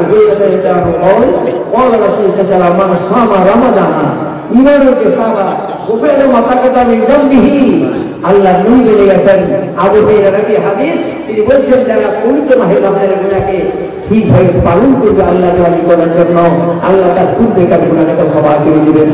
ভাইরা আমার, জীবনের বুকে পাপ অনেক হয়েছে, সামনে আসছে রমজান, এই রোজার মাসকে আমরা পালন করে জীবনের পরিবর্তন ঘটাবো, নতুন জীবন তৈরি করে আমরা আল্লাহওয়ালা হব, দিনের কাজ আমরা করবো। আল্লাহ আমাদের সঙ্গে তৌফিক দান করেন, আমিন আমিন। হ্যাঁ, এখন একদম ভাই শেষের বেলাতে 700 টাকা দিয়েছেন, আল্লাহ তুমি কবুল করে দাও, আল্লাহ তুমি গ্রহণ করো। আল্লাহ মুহাম্মদ সালাম তাবারাক ইয়া ইকরাম ইয়া গাফফার ইয়া সাত্তার রহমান। আল্লাহ আর এক ভাই দিলেন 600 টাকা, আল্লাহ তুমি কবুল করে দাও। 700 করে দুজন দিল, সকলের দান মনে করো, কবুল মাফ করো। আল্লাহ পাক জীবনের হইল একে কথা হতে মনে করে নাও দিল, আল্লাহ তুমি কবুল করে দাও, আমিন আমিন রহমানুর রহিম। 10টা কথা বলেছিলেন, 4 নম্বরে পর্যন্ত বলতে পারলাম। আরো 6টা বাকি রয়ে যাবে। জি 6টা বাকি রয়ে যাবে, ইনশাআল্লাহ কোনদিন আবার হবে। 5ম নম্বরে আল্লাহ নবী বলে গেছেন ইয়াকা ওয়াল মাসিয়া ফাইনাল মাসিয়া আল্লাহ সাকুল্লাহ। আল্লাহ নবী বলেছেন খবরদার গুনাহকে গুনাহ মনে করো, গুনাহকে হেলাফেলা করিও না, নাফরমানি থেকে বাঁচো। নাফরমানি করতে গেলে আল্লাহর অসন্তুষ্টি নেমে আসে। এর উপরে আপনাদের আমি দেখালাম যে ছোট ছোট গুনাহের কারণে জাহান্নামে আর ছোট ছোট নেকির কারণে জান্নাতে। জি তুমি গুনাহকে ছোট জানতে হবে না। আল্লাহ নবী বলে গেছেন গুনাহকে ছোট জানো না। কোন গুনাহের কারণে তুমি আযাবে গ্রেফতার হবে জানো না। তুমি গুনাহকে ছোট মনে করো না, অন্যায়কে ছোট বড় করো না, আল্লাহর কাছে তওবা করো, আল্লাহর কাছে তওবা করো, অন্যায়কে ছোট বড় করো না। যে বন্ধুগণ আল্লাহ আমাদের মানা তৌফিক দান করেন, যেন আমরা এই 5 নম্বর পর্যন্ত শুনলাম, আরো 5টি রয়ে গেল। জি আবার কোনদিন হতে গেলে হবে পরিবেশে আর আগে দিচ্ছে না, আপনারাও আর ভালো লাগে না, যেহেতু রাত হয়ে গেছে আরো বিশ্রাম করবেন। আল্লাহ আমাদের বাঁচান, আল্লাহ আমাদের সুস্থ রাখেন, আল্লাহ যেন আমরা কোরআন শুনে চলতে পারি এই তৌফিক আল্লাহ তাআলা দান করেন, আমিন। নবীজি আমার বলে গেছেন তারা তৌফিক আমরাইন লাম তাজিল্লু মা তাওয়াসসাতুম বিহিমা কিতাবাল্লাহ সুন্নাত রাসূলিহি। তোমাদের মাঝে দুটো জিনিস দেখে গেলাম, কোরআন এবং হাদিস। কোরআন হাদিসকে যদি একটু ধরে থাকবে তোমরা পথ ভোলা হবে না, পথ ভোলা হবে না। ভাই মাদ্রাসার প্রয়োজন, মাদ্রাসায় কোরআন হাদিসের শিক্ষা দেওয়া হয়, মাদ্রাসা না হইলে শিক্ষা রাস্তা থাকবে না, তখন আমরা পথ ভোলা হয়ে যাবো। কাজে মাদ্রাসাকে যা চালাতে গিয়ে অর্থের দরকার, পয়সার দরকার, যার জন্য আল্লাহ দেওয়া ধর্ম থেকে পয়সা থেকে আল মাদ্রাসায় সহযোগিতা করতে থাকবো, সবাই সহযোগিতা করতে থাকবো। মাদ্রাসাকে আমরা চালাবো, দিনী প্রতিষ্ঠানকে আমরা চালাবো, মাদ্রাসাকে কায়েম রাখবো। আল্লাহ কেমন পর্যন্ত যেন এই মাদ্রাসাকে আল্লাহ কবুল করেন, কেমন পর্যন্ত কায়েম রাখেন, আল্লাহ আমাদের ইমানি জাতকে বাড়িয়ে দেন, আমিন। আল্লাহ তুমি সকলের মালে ধরে রুজিতে আল্লাহ বরকত দান করো, আল্লাহ তুমি ইহকাল পরকাল মঙ্গল করিও, আমিন সুবহানাল্লাহ আমিন ওয়া আমিন। আমার বক্তব্য বিষয় অসমাপ্ত রেখে আজকের মতো, যেহেতু রাত গভীর হয়ে গেছে, আজকের মতো এখান থেকে বিদানছি। আবার বাকি যেহেতু মোলাকাত বাকি, এখান থেকে কাউরি যদি দেওয়ার থাকে আপনারা উঠে যাবেন, কেউ যদি দেওয়ার থাকে 10টা টাকা আছে শেষের বেলা দিয়ে, শেষের বেলা হাতে দিয়ে যান, কাউরি কাছে আছে আপনারা দিয়ে যান শেষের বেলাতে। আল্লাহ বলে মাদ্রাসায় যাদের আছে ভাই যতটুকু করেন দিয়ে দিয়ে দেন, আল্লাহর সাথে দেন, আপনারা দেন কেন ভাই দয়া করে।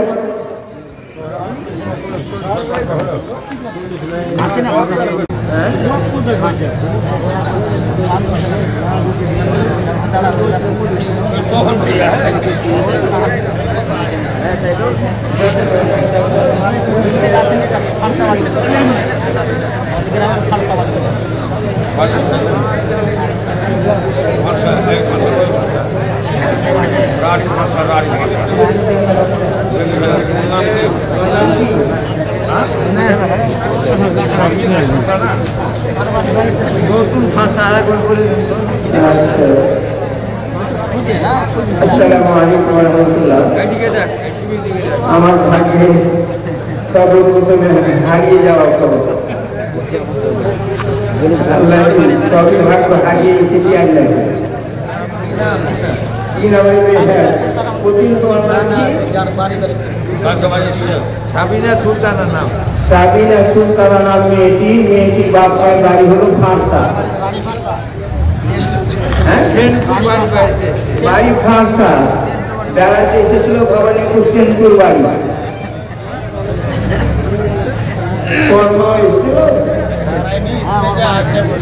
স্টেজে আছে, আমাদের এখানে স্টেজে আছে। মেয়েটি কান ছেড়ে বাবা যা যা যা। আচ্ছা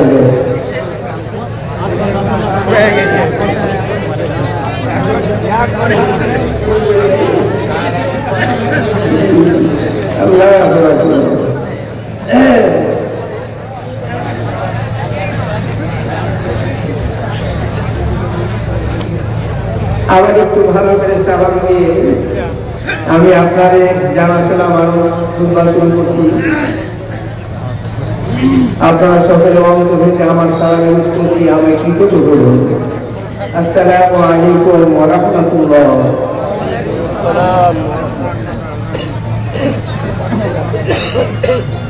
আলহামদুলিল্লাহ নাহমাদুহু ওয়া নাস্তাঈনুহু ওয়া নাস্তাগফিরুহু ওয়া নু'মিनु বিহি ওয়া নাতাওয়াক্কালু আলাইহি ونعوذ بالله من شرور أنفسنا ومن سيئات أعمالنا من يهده الله فلا مضل له ومن يضلله فلا هادي له وأشهد أن لا إله إلا الله وحده لا شريك له وأشهد أن محمدا عبده ورسوله الذي أرسله إلى الناس كافة بشيرا ونذيرا وداعيا إلى الله بإذنه وسراجا منيرا. أما بعد فإن أصدق الحديث كتاب الله وخير الهدي هدي محمد صلى الله عليه وسلم وشر الأمور محدثاتها وكل محدثة بدعة وكل بدعة ضلالة وكل ضلالة في النار. أعوذ بالله من الشيطان الرجيم. بسم الله الرحمن الرحيم.